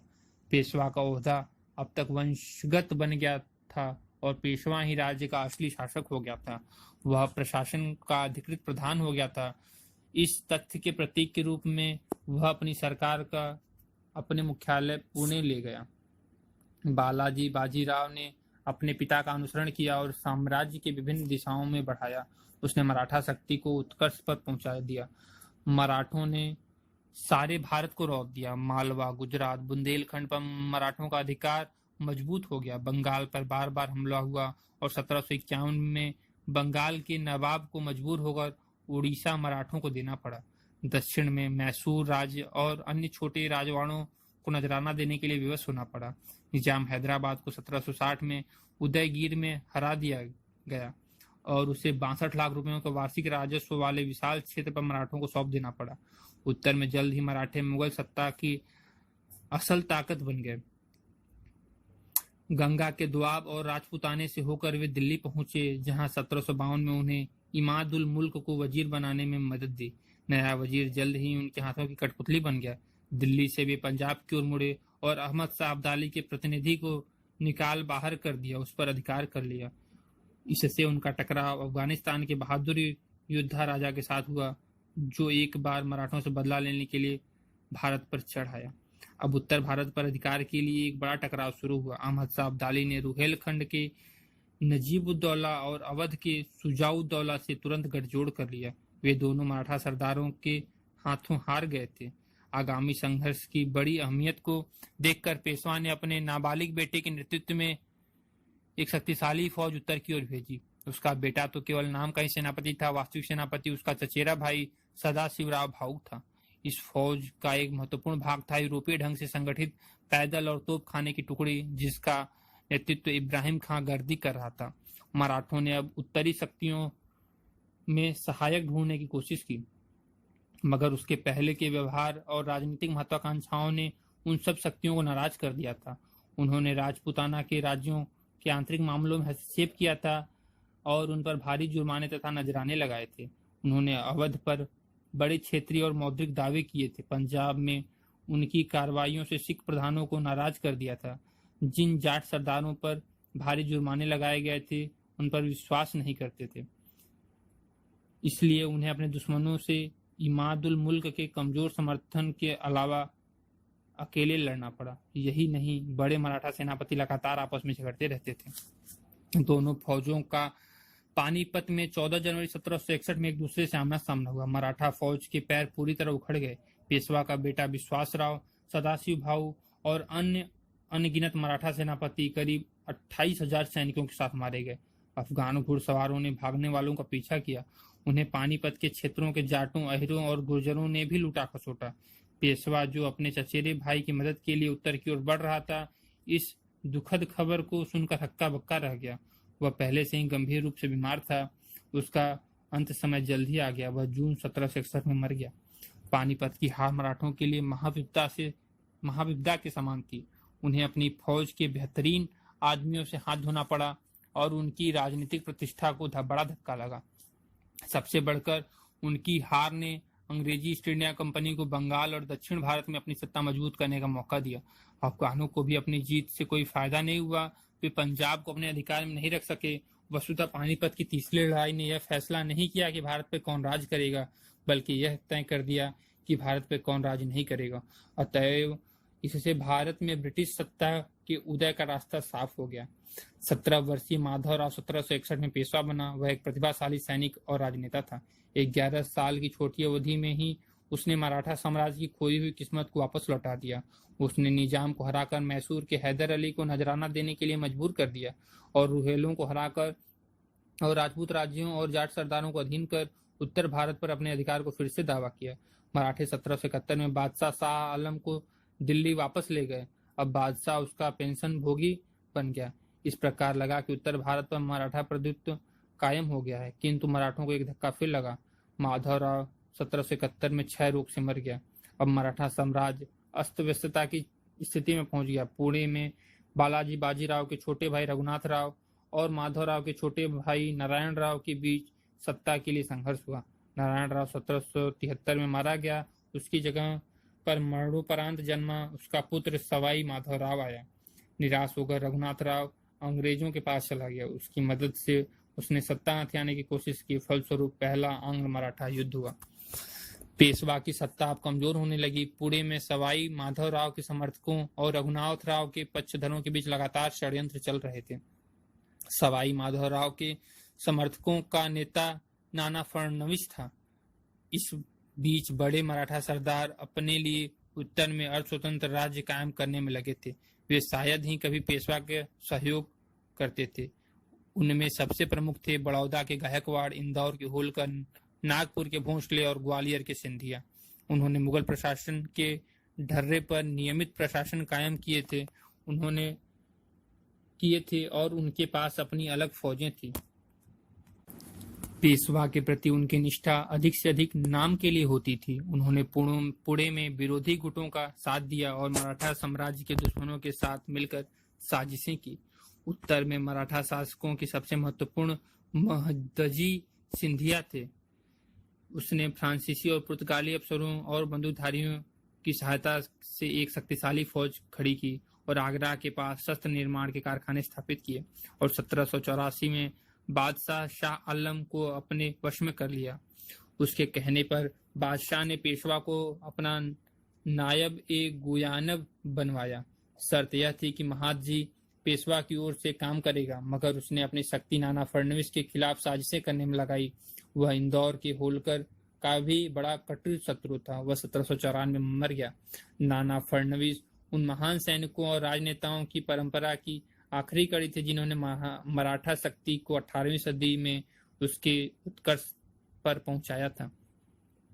सवाई माधवराव 1795 में मर गया। उसकी जगह रघुनाथ राव के अत्यंत नालायक बेटे बाजीराव द्वितीय ने ली। जब तक अंग्रेजों ने भारत में अपने आधिपत्य के प्रति मराठों की चुनौती खत्म करने का फैसला कर लिया था, अंग्रेजों ने अपनी चतुर कूटनीति के द्वारा आपस में लड़ने वाले मराठा सरदारों को विभाजित कर दिया और दूसरे और तीसरे मराठा युद्ध क्रमशः 1803 से 1805 और 1816 से 1819 में उन्हें हरा दिया। अन्य मराठा राज्यों को बरकरार रहने दिया गया, मगर पेशवा वंश को समाप्त कर दिया गया।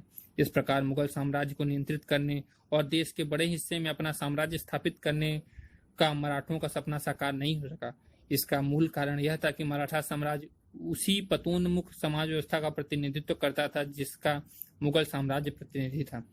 दोनों एक ही प्रकार की अंतर्भूत कमजोरियों के शिकार थे। मराठा सरदार बहुत कुछ बाद के मुगल सामंतों की तरह थे। वे सरजामी व्यवस्था जागीर की मुगल प्रणाली में के समान थी। जब तक एक केंद्रीय सत्ता और एक सामूहिक शत्रु मुगलों के विरुद्ध पारस्परिक सहयोग की आवश्यकता थी, तब वे किसी न किसी तरह एक सूत्रबद्ध रहे, किंतु कोई भी अवसर मिलते ही उन्होंने अपनी स्वायत्तता का दावा करने की कोशिश की। चाहे वे जो भी हों, वे मुगल सामंतों की अपेक्षा कम अनुशासित थे। मराठा सरदारों में एक नई अर्थव्यवस्था विकसित करने का कोई प्रयत्न नहीं किया। वे विज्ञान और प्रौद्योगिकी को बढ़ावा देने में असफल रहे। उन्होंने व्यापार और उद्योग में कोई दिलचस्पी नहीं दिखाई। उनकी राजस्व प्रणाली और प्रशासन मुगलों जैसे थे। मुगलों की तरह ही मराठा शासक भी लाचार किसानों से राजस्व वसूल करने में ही मुख्य रूप से दिलचस्पी रखते थे। उदाहरण के लिए उन्होंने भी आधा कृषि उत्पादन कर के रूप में लिया। मुगलों के विपरीत वे महाराष्ट्र से बाहर की जनता को सही प्रशासन देने में विफल रहे। मुगलों की तुलना में वे भारतीय जनता में निष्ठा की भावना को अधिक मात्रा में नहीं जगा सके। उनका अधिकार क्षेत्र भी केवल बल पर आधारित था। उदयमान ब्रिटिश सत्ता का मुकाबला मराठे केवल अपने राज्य को एक आधुनिक राज्य में रूपांतरित कर सकते थे। वे ऐसा करने में असफल रहे। लोगों की सामाजिक आर्थिक व्यवस्था। 18वीं सदी का भारत पर्याप्त गति के आर्थिक, सामाजिक और सांस्कृतिक प्रगति नहीं कर सका। राज्य की बढ़ती हुई राजस्व की मांगे, अफसरों के अत्याचार, सामंतों, लगान के ठेकेदारों और जमींदारों की धन लिप्सा और लूट खसोट, प्रतिद्वंदी सेनाओं के आक्रमण या प्रत्याक्रमण और देश में फिरने वाली अनगिनत दुस्साहसिकों की लूटपाट से जीवन बिल्कुल दयनीय हो गया था। उन दिनों भारत विषमताओं का भी देश हो गया था। अत्यंत दरिद्रता, अत्यंत समृद्धि और धन संपदा साथ साथ पाई जाती थी। एक तरफ भोग विलास में धने डूबी और शक्तिशाली सामंत थे, तो दूसरी ओर पिछड़े, उत्पीड़ित और पिछड़े किसान जो किसी तरह से अपना जीवन निर्वाह कर पाते थे। उन्हें सब प्रकार के अत्याचारों और अन्यायों को सहना पड़ता था। इतना होने पर भी भारतीय जनता का जीवन सब मिला जुला कर उतना खराब नहीं था जितना 19वीं सदी के अंत में 100 वर्षों से अधिक के ब्रिटिश शासन के बाद हुआ। 18वीं सदी के दौरान भारतीय कृषक तकनीकी रूप से पिछड़ी हुई जड़वत थी। सदियों से उत्पादन की तकनीक ज्यों की त्यों थी। किसान तकनीक पिछड़ने से उत्पादन में होने वाली कमी को पूरा करने के लिए कठिन परिश्रम करता था। वस्तुतः उसने उत्पादन के क्षेत्र में करिश्मे दिखाए। उसे आमतौर पर जमीन की कमी का सामना नहीं करना पड़ा, मगर दुर्भाग्यवश उसे अपने परिश्रम के फल नहीं मिल पाते थे। यद्यपि उसके उत्पादन पर ही से समाज निर्भर था, तथापि उसका अपना पारितोषिक अत्यंत अपर्याप्त था। राज्य, जमींदारों, जागीरदारों और लगान के ठेकेदारों ने उससे अधिकतम रकम उगाहने की कोशिश की। यह बात जिस हद तक मुगल राज्य के लिए सही थी, उतना ही हद तक मराठा या सिख सरदारों या मुगल राज्यों के अन्य उत्तराधिकारियों के लिए भी सच थी। यद्यपि भारतीय गांव बहुत हद तक स्वावलंबी थे और बाहर से थोड़ा सा ही आयात करते थे और तथा संचार के साधन बहुत पिछड़े हुए थे, इसके बावजूद देश के अंदर और एशिया और यूरोप के देशों के साथ मुगलों के शासनकाल में बड़े पैमाने पर व्यापार होता था। भारत फारस की खाड़ी के इलाके से मोती, कच्चा रेशम, ऊन, खजूर, मेवे और गुलाब जल, अरब से कहवा, सोना, दवाएं और शहद, चीन से चाय, चीनी मिट्टी और रेशम, तिब्बत से सोना, कस्तूरी और ऊनी कपड़ा, सिंगापुर से टीन, इंडोनेशिया द्वीपों से मसाले, इत्र, शराब और चीनी, अफ्रीका से हाथी दांत और दवाएं और यूरोप से ऊनी कपड़ा, तांबा, लोहा और शीशा जैसी वस्तुएं और कागज का आयात करता था। भारत की निर्यात की सबसे महत्वपूर्ण वस्तु थी सूती वस्त्र। भारतीय सूती कपड़े अपनी उत्कृष्टता के लिए सारी दुनिया में मशहूर थे। उनकी हर जगह मांग थी। भारत कच्चा रेशम और रेशमी कपड़े, लोहे का सामान, नील, शोरा, अफीम, चावल, गेहूं, चीनी, काली मिर्च और अन्य मसाले, रत्न और औषधियां भी निर्यात करता था। चूंकि भारत हस्तशिल्प और कृषि के उत्पादनों में कुल मिलाकर स्वावलंबी था, इसलिए वह बड़े पैमाने पर विदेशी वस्तुओं का आयात नहीं करता था।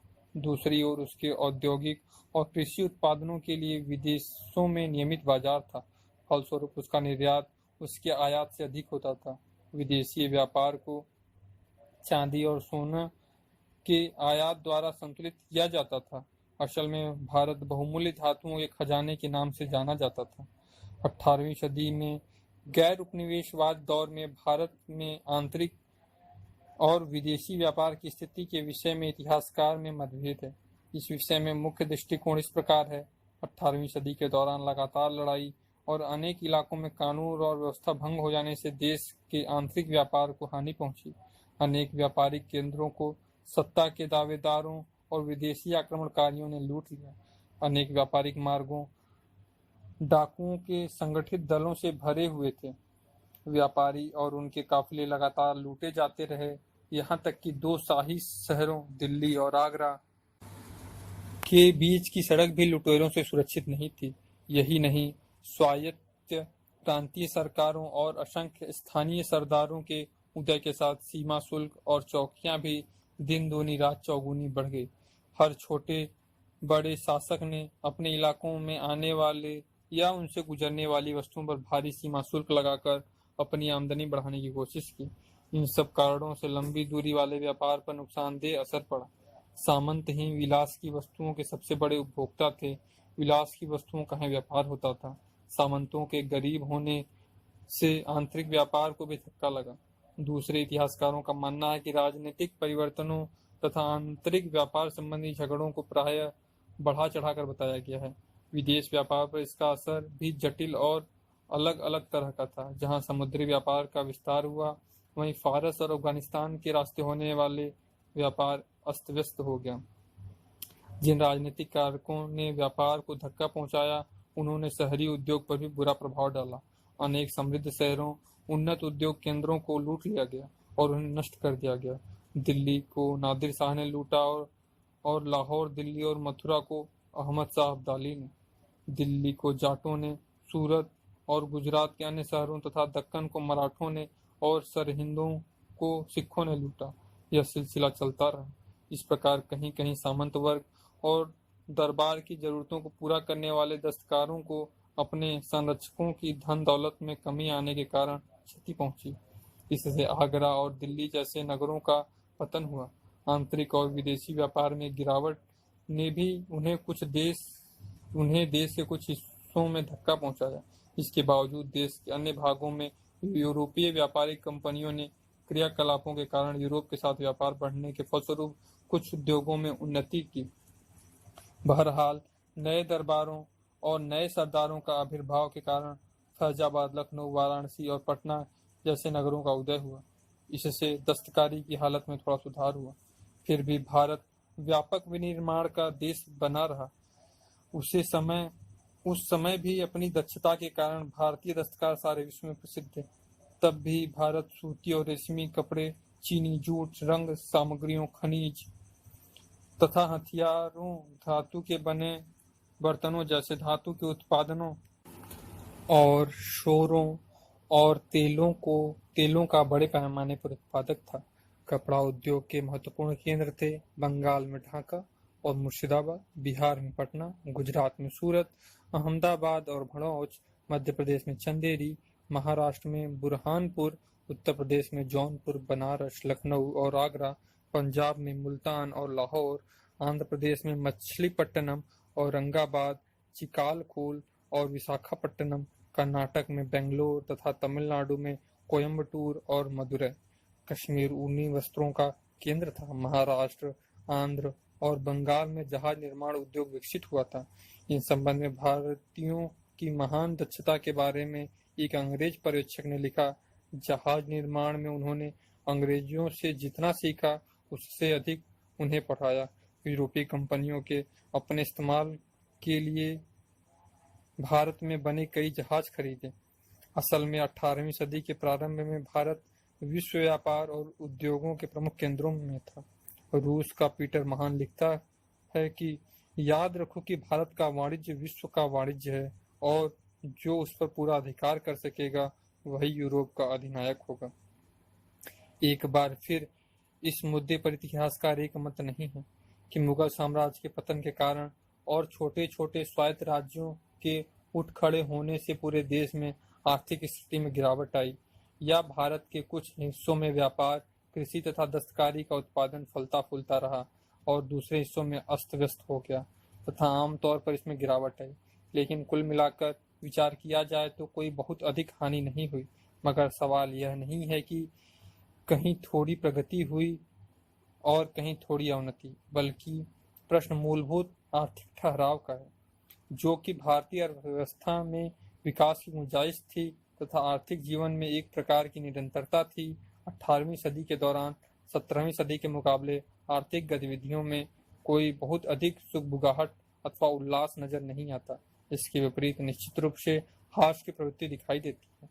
साथ ही यह भी सच है कि दस्तकारी और कृषि उत्पादन के क्षेत्र में 18वीं सदी के भारतीय राज्यों में कम आर्थिक विपन्नता थी, जबकि 18वीं और 19वीं सदी में भारत के ब्रिटिश उपनिवेश की हालत ज्यादा खराब थी।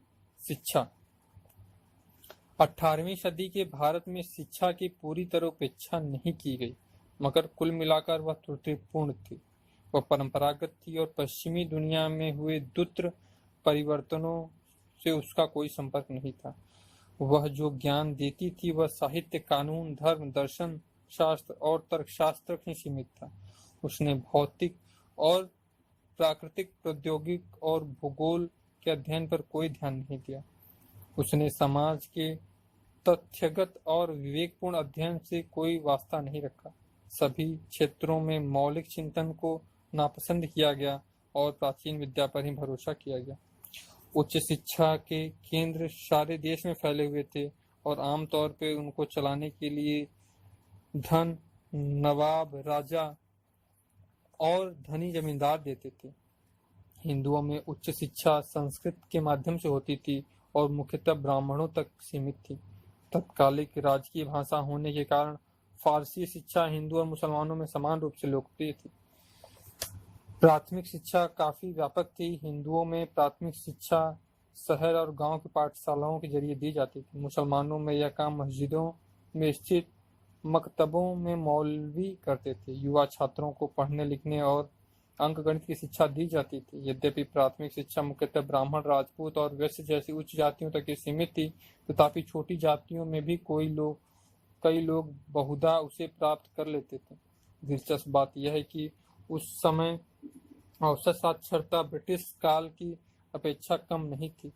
इतना ही नहीं, 1813 में वारेन हेस्टिंग ने भी लिखा था कि आमतौर पर यूरोप के किसी भी देश के मुकाबले भारत में लोग पढ़ने लिखने और अंकगणित में अधिक प्रतिभाशाली थे। यद्यपि प्राथमिक शिक्षा का स्तर आधुनिक मानदंडों में अपर्याप्त था, तथापि उन दिनों के सीमित उद्देश्यों की दृष्टि से पर्याप्त था। तब शिक्षा का एक अत्यंत आनंददायक पहलू यह था कि समाज में शिक्षकों की काफी प्रतिष्ठा थी। एक खराब बात यह थी कि लड़कियों को बिरले ही शिक्षा मिलती थी। यद्यपि उच्च जातियों की कुछ औरतें पढ़ी लिखी थी, जिसमें से एक अपवाद ही कहा जा सकता है। सामाजिक और सांस्कृतिक जीवन 18वीं सदी के सामाजिक जीवन और सांस्कृतिक की खास बातें जड़ता और भूतकाल पर निर्भर थी। शताब्दियों के दौरान विकसित थोड़ा बहुत सांस्कृतिक एकता के अलावा सारे देश में सांस्कृतिक और सामाजिक ढांचे समरूप नहीं थे। न ही हिंदू और सभी मुसलमान दो भिन्न समाजों में बटे थे। लोग धर्म, क्षेत्र, कबीले, भाषा और जाति के आधार पर विभाजित थे।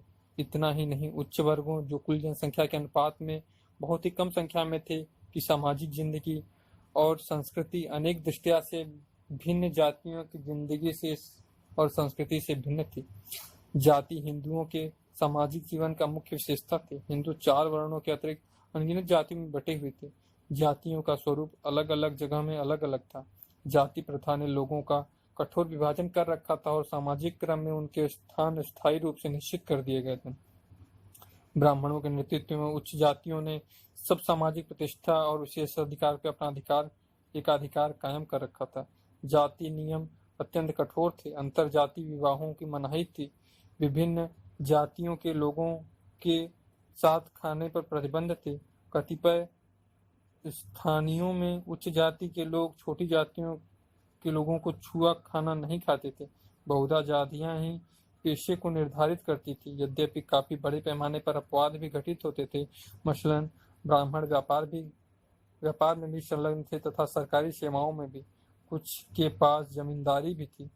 ये इस तरह बहुत से शूद्र कहे जाने वाले लोग काफी सफल और आर्थिक रूप से संपन्न थे तथा धन का उपयोग उच्च जातियों के लिए निर्धारित कर्म कांडों तथा सामाजिक प्रतिष्ठा को पाने के लिए किया करते थे। इस तरह देश के कई हिस्सों में जातिगत हैसियत काफी अस्थिर बन गई थी। जाति परिषदें, पंचायतें तथा जाति के प्रधान जुर्मानों, प्रायश्चित और जाति निष्कासन के द्वारा जाति के नियमों को सख्ती से लागू करते थे। 18वीं सदी के भारत में जाति एक बड़ा विभाजक शक्ति और विघटन का एक बड़ा तत्व थी। उसने बहुधा एक ही गांव या इलाके में रहने वाले हिंदुओं को अनेक अत्यंत छोटे छोटे समूहों में बांट रखा था। बेशक उच्च ओहदे या सत्ता प्राप्त कर किसी भी व्यक्ति के लिए ऊंचा सामाजिक दर्जा हासिल करना संभव था। उदाहरण के लिए 18वीं सदी में होलकर परिवार ने ऐसा किया था। ऐसा बहुत अधिक तो नहीं होता, लेकिन कभी कभी कोई पूरी जाति अपने को जाति क्रम में ऊंचा उठाने में सफल हो जाती थी।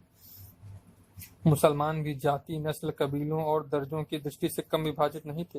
हालांकि उनके धर्म में सामाजिक समानता का निर्देश दिया था। धार्मिक मतभेदों के कारण शिया और सुन्नी सामंत यदा कदा झगड़ते थे। ईरानी, अफगानी, तुरानी और हिंदुस्तानी मुसलमान सामंत और अधिकारी बहुधा एक दूसरे से अलग रहते थे।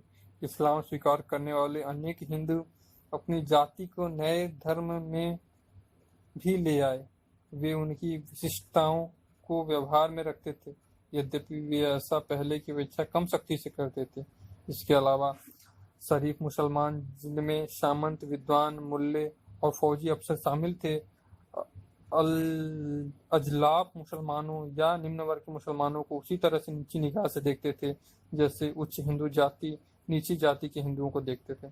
18वीं सदी के भारत में परिवार की व्यवस्था पितृसत्तात्मक थी, यानी परिवार का वरिष्ठ पुरुष सदस्य का बोलबाला होता था और संपत्ति के दाएं भाग सिर्फ पुरुषों को ही मिलता था। परंतु केरल के नायर समुदाय में परिवार मातृ प्रधान था। केरल के बाहर औरतों पर पुरुषों का लगभग पूरा नियंत्रण होता था। उनसे आशा की जाती थी कि वे माताओं और पत्नियों की ही भूमिका निभाएं। इन रूपों में उनको काफी आदर सम्मान दिया जाता था। यहाँ तक कि युद्ध और अराजकता के समय भी औरतों को विरले तंग किया जाता था। उनके साथ आदर पूर्वक व्यवहार किया जाता था। 19वीं सदी के आरंभ में एक यूरोपीय पर्यटक एब्बे जे.ए. दुबाचे ने टिप्पणी की कि एक हिंदू औरत कहीं भी, यहाँ तक कि अत्यंत भीड़ भाड़ वाली जगहों में भी अकेले जा सकती है और उसे अकर्मण्य आवारा लोगों की ठीठ निगाहों और दिल्लगियों का डर नहीं होता। ऐसा मकान जिनमें केवल औरतें रहती थी एक ऐसा पवित्र स्थान है जिसकी मर्यादा भंग करने का ख्याल कोई अत्यंत निर्लज लंपट स्वप्न में भी नहीं ला सकता। मगर तत्कालीन औरतों का अपना कोई अलग व्यक्तित्व नहीं था। इसका यह मतलब नहीं कि इसके अपवाद नहीं हुए। अहिल्याबाई ने इंदौर पर 1766 से 1796 तक बड़ी सफलता के साथ शासन किया। 18वीं सदी की राजनीति में कई अन्य हिंदू और मुसलमान महिलाओं ने महत्वपूर्ण भूमिका अदा की। उच्च वर्ग की महिलाओं को घर से बाहर काम नहीं करना होता था, मगर कृषक औरतें आमतौर से खेतों में काम करती थी और गरीब वर्गों की औरतें परिवार की आमदनी को पूरा करने के लिए बहुधा अपने घरों से बाहर जाकर काम करती थी। पर्दा अधिकतर उत्तर भारत के उच्च वर्गों में ही प्रचलित था। दक्षिण भारत में उसका प्रचलन नहीं था। लड़के लड़कियों को एक दूसरे के साथ मिलने जुलने नहीं दिया जाता था। सभी शादियां परिवार के प्रधान तय करते थे। पुरुषों को एक से अधिक पत्नियां रखने की इजाजत थी, मगर समृद्ध लोगों को छोड़कर पुरुष सामान्यतः एक ही पत्नी रखते थे। दूसरी ओर एक औरत से आशा रखी जाती थी कि वह अपनी जिंदगी में सिर्फ एक बार ही शादी करेगी। बाल विवाह प्रथा सारे देश में प्रचलित थी। कभी कभी बच्चों की शादी केवल 3 या 4 साल की उम्र में कर दी जाती थी। उच्च वर्गों में शादियों पर भारी रकम खर्च करने और दुल्हन को दहेज देने की कुप्रथा प्रचलित थी। दहेज की कुप्रथा खासकर बंगाल और राजपूताना में व्यापक रूप से प्रचलित थी। महाराष्ट्र में उसे कुछ हद तक पेशवा ने प्रभावशाली ढंग से दबा दिया था। जाति प्रथा के अतिरिक्त 18वीं सदी के भारत की दो बड़ी सामाजिक कुरीतियां थी, सती प्रथा और विधवाओं के साथ खराब अव्यवस्था। सती प्रथा के अंतर्गत एक विधवा अपने मृत पति के शव के साथ जल मरती थी। यह अधिकतर राजपूताना, बंगाल और उत्तरी भारत के अन्य हिस्सों में प्रचलित था। सती प्रथा दक्षिण भारत में प्रचलित नहीं थी। मराठों ने उसे बढ़ावा नहीं दिया था। राजपूताना और बंगाल में भी सती प्रथा का प्रचलन केवल राजाओं, सरदारों, बड़े जमींदारों और उच्च जाति की विधवाएं फिर से शादी नहीं कर सकती थी। यद्यपि कुछ क्षेत्रों और कुछ जातियों, उदाहरण के लिए महाराष्ट्र के गैर ब्राह्मण, जाट और उत्तर भारत के पहाड़ी क्षेत्रों के लोग ने विधवा पुनर्विवाह काफी प्रचलित था। हिंदू भी विधवा की अवस्था आमतौर से दयनीय थी। उसके कपड़े, भोजन, आने जाने आदि पर सब प्रकार के प्रतिबंध होते थे। आमतौर से आशा की जाती थी कि वह सांसारिक सुखों को त्याग दे और अपने पति या भाई के परिवार के सदस्यों की निस्वार्थ सेवा करेगी। वह अपने ससुराल या मैके में रह सकती थी। भारतीय विधवाओं के कठिन और कठोर जीवन को देखकर संवेदनशील बहुधा द्रवित हो जाते थे। आमेर के राजा सवाई जय सिंह और मराठा सेनापति परशुराम भाऊ ने विधवा पुनर्विवाह को बढ़ावा देने की कोशिश की, मगर वे असफल रहे। 18वीं सदी के दौरान सांस्कृतिक दृष्टि से भारत की दुर्बलता के लक्षण दिखाई पड़े। बेशक पिछली सदियों में सांस्कृतिक निरंतरता कायम रही, मगर साथ ही भारतीय संस्कृति पूरी तरह परंपरावादी बनी रही। तत्कालीन संस्कृति क्रियाकलापों का खर्च अधिकतर शाही दरबार, शासक और सामंत तथा सरदार वहन करते थे, मगर उनकी आर्थिक हालात खराब होने के साथ सांस्कृतिक कार्यों की धीरे धीरे अवहेलना होने लगी। उन सांस्कृतिक शाखाओं में तेजी से गिरावट आई जो राजाओं, राजकुमारों और सामंतों के संरक्षण पर निर्भर थी। यह बात सबसे अधिक मुगल वास्तुकला और चित्रकला के लिए सही थी। मुगल शैली के अनेक चित्रकार प्रांतीय दरबारों में चले गए और हैदराबाद, लखनऊ, कश्मीर और पटना में चमके। साथ ही चित्रकारी की नई शैलियों ने जन्म लिया और उन्होंने उपलब्धियां प्राप्त की। कंगड़ा और राजपूत शैलियों के चित्रों ने नई तेजस्विता और रुचि प्रदर्शित की। वास्तुकला के क्षेत्र में लखनऊ का इमामबाड़ा तकनीकी की निपुणता, नगर वास्तुकलात्मक रुचि में अपकर्ष को प्रदर्शित करता है। दूसरी ओर जयपुर शहर और उसकी इमारतें ओजस्विता की निरंतरता के उदाहरण हैं।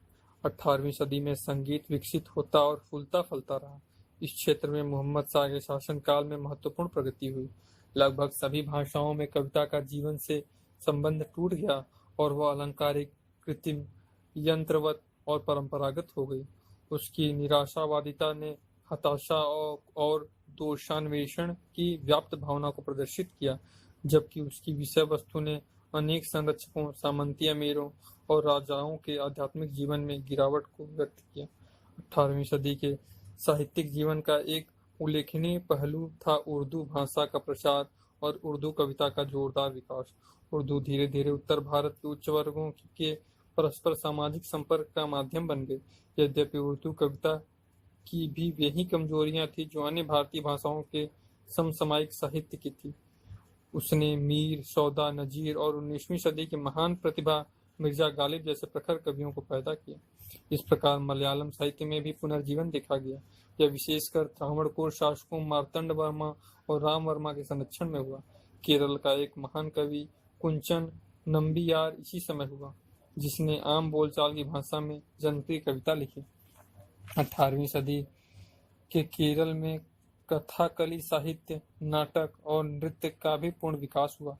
अनोखी वास्तुकला और भित्ति चित्रों वाला प्रदमनाभना राजप्रसाद भी 18वीं सदी में बनाया गया। तायु मानवर 1706 से 1744 तमिल में सित्तर काव्य का एक उत्कृष्ट प्रवर्तक था। अन्य सित्तर कवियों की तरह उसने मंदिर शासन तथा जाति प्रथा की कुरीतियों का विरोध किया। असम में साहित्य अहम राजाओं के संरक्षण में विकसित हुआ। गुजरात की एक महान गीतकार दयाराम ने 18वीं सदी के उत्तरार्ध के दौरान अपनी रचनाएं लिखी। पंजाबी के मशहूर प्रेम महाकाव्य हीर रांझा की रचना वारिस शाह ने इसी काल में की। सिंधी साहित्य के लिए 18वीं शताब्दी विशाल उपलब्धियों की अवधि थी। इस दौरान शाह अब्दुल लतीफ ने अपना प्रसिद्ध कविता संग्रह रिसालो रचा। सचल और शामी इस शताब्दी के अन्य महान सिंधी कवि थे।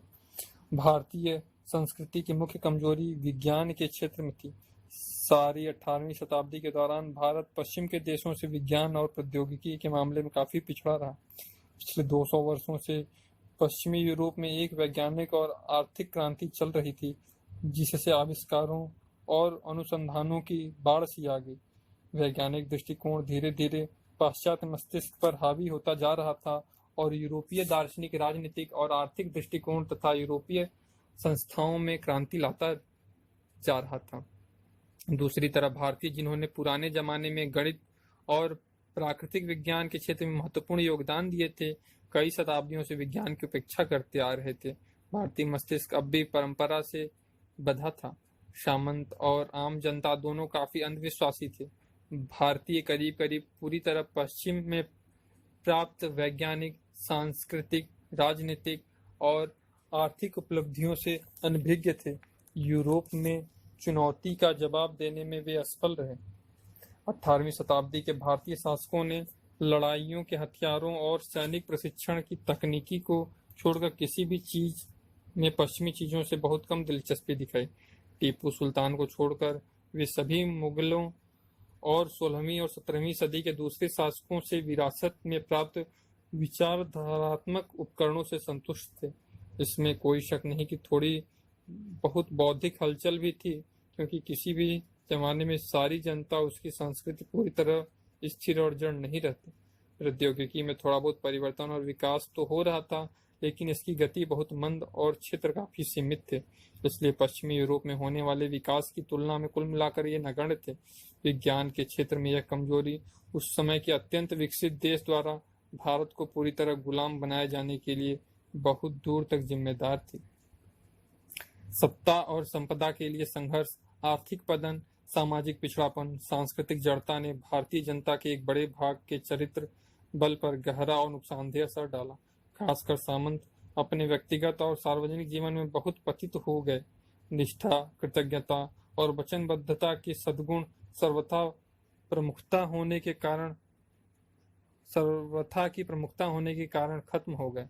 अनेक सामंत अमानवोचित दुर्गुणों और अत्यधिक विलास के शिकार हो गए। उनमें से अनेक ने अपने ओहदों का फायदा उठाकर घूस लिया। आश्चर्य की बात है कि आम जनता बहुत हद तक भ्रष्ट नहीं हुई थी। जनता में ऊंचे दर्जे का व्यक्तिगत ईमानदारी और नैतिकता थी। उदाहरण के लिए विख्यात ब्रिटिश अधिकारी जॉन मैकलॉम ने 1821 में टिप्पणी की थी कि मैं किसी अन्य महान जनसंख्या का उदाहरण नहीं जानता जिसने समान परिस्थितियों में उथल पुथल और निरंकुश शासन को इस तरह के काल में इतने सद्गुणों और खूबियों को संजोए रखा जो यहाँ के अधिकांश देशवासियों में पाई जाती है। खासकर उसने चोरी, मदासक्ति और हिंसा जैसे आम दुर्गुणों के अभाव की प्रशंसा की। इस प्रकार कार्नफोर्ड नामक एक अन्य यूरोपी ने लिखा, नैतिकता के उनके नियम उदार थे। सत्कार और परोपकार उनमें न केवल जोरदार रूप से भरा पड़ा था, बल्कि मेरा विश्वास है कि उन्हें कहीं भी उतने व्यापक रूप से व्यवहार में नहीं देखा जाता जितना हिंदुओं में। हिंदुओं और मुसलमानों में मित्रतापूर्ण संबंध 18वीं सदी के जीवन की एक बड़ी विशेषता थी। यद्यपि तत्कालीन सामंत और सरदार आपस में अनवरत लड़ते रहे, उनकी लड़ाइयाँ और उनके गठजोड़ विरले ही धर्म के भेदभाव पर आधारित थे। दूसरे शब्दों में उनकी राजनीति मूलतः धर्म निरपेक्ष थी। असल में देश के अंदर शायद ही सांप्रदायिकता, कटुता या धार्मिक असहिष्णुता थी। छोटे सभी लोग एक दूसरे के धर्म की इज्जत करते थे और देश में सहिष्णुता, यहाँ तक कि मेलजोल की भावना व्याप्त थी। हिंदुओं और मुसलमानों के पारस्परिक संबंध भाईचारे के थे। यह कथन विशेषकर गांवों और शहरों की आम जनता के लिए सही था, जो धर्म के भेदभाव के ख्याल किए बिना एक दूसरे के सुख दुख में पूरी तरह हिस्सा लेती थी। हिंदू और मुसलमान गैर धार्मिक क्षेत्रों जैसे सामाजिक जीवन, सांस्कृतिक कार्यों में परस्पर सहयोग करते थे। एक मिश्रित हिंदू मुस्लिम संस्कृति या समान तौर तरीकों तथा दृष्टिकोण का विकास बेरोक टोक जारी रहा। हिंदू लेखकों ने बहुधा फारसी में लिखा और मुसलमान लेखकों ने हिंदी, बंगला और अन्य देसी भाषाओं में लिखा। मुसलमान लेखकों की विषय वस्तु बहुधा हिंदू सामाजिक जीवन और धर्म जैसे राधा कृष्ण, सीताराम और नल दमयंती होती थी। उर्दू भाषा और साहित्य के विकास ने हिंदुओं और मुसलमानों के संपर्क का नया क्षेत्र प्रस्तुत किया। धार्मिक क्षेत्र भी हिंदुओं के बीच भक्ति आंदोलन तथा मुसलमान में सूफी मत का प्रसार के फलस्वरूप पिछली कुछ शताब्दियों में जो पारस्परिक प्रभाव और सम्मान की भावना विकसित हो रही थी वह बढ़ती रही। बड़ी संख्या में हिंदू मुसलमान सिद्धों की पूजा करते थे और अनेक मुसलमान भी हिंदू देवी देवताओं संतों के प्रति समान श्रद्धा रखते थे। मुसलमान शासक, सामंत और जनसाधारण की खुशी से हिंदू त्योहारों जैसे होली, दिवाली और दुर्गा पूजा में भाग लिया। इसी तरह हिंदुओं ने मुहर्रम के जुलूसों में हिस्सा लिया। हिंदू अधिकारी तथा जमींदार दूसरे मुस्लिम त्योहारों में आगे रहते थे। अजमेर के शेख मोइनुद्दीन चिश्ती के पवित्र स्थान की वित्तीय मदद मराठा लोगों ने भी किया करते थे। नागौर के शेख शाहुल हामिद के पवित्र स्थान की मदद तंजौर के राजा किया करते थे। हम पहले देख चुके हैं कि टीपू श्रृंगेरी देवी के मंदिर तथा अन्य मंदिरों की भी आर्थिक मदद दिया करता था। यह उल्लेखनीय बात है कि 19वीं सदी के पूर्वार्ध के सबसे महान भारतीय राजा राम मोहन राय हिंदू और इस्लामी दार्शनिक तथा धार्मिक सिद्धांतों से समान रूप से प्रभावित थे। इस बात पर भी गौर किया जाना चाहिए कि धार्मिक संबद्धता ही सांस्कृतिक और सामाजिक जीवन के अलगाव का मुख्य मुद्दा नहीं था। हिंदू और मुसलमान उच्च वर्गों के जीवन के तौर तरीके जितने समान थे उतने हिंदू उच्च वर्ग और निम्न वर्ग, मुस्लिम उच्च वर्ग और निम्न वर्ग के नहीं थे। इस तरह क्षेत्र या इलाके अलगाव के मुद्दे बनते थे। एक क्षेत्र के लोगों के बीच धर्म भिन्न होने पर भी जितनी सांस्कृतिक एकता थी उतनी अलग अलग क्षेत्रों में रहने वाले एक धर्म के लोगों के बीच नहीं थी। गांव में रहने वाले लोगों की सामाजिक और सांस्कृतिक जीवन का ढर्रा शहर के लोगों से अलग था। धन्यवाद। अध्याय 1 समाप्त हुआ।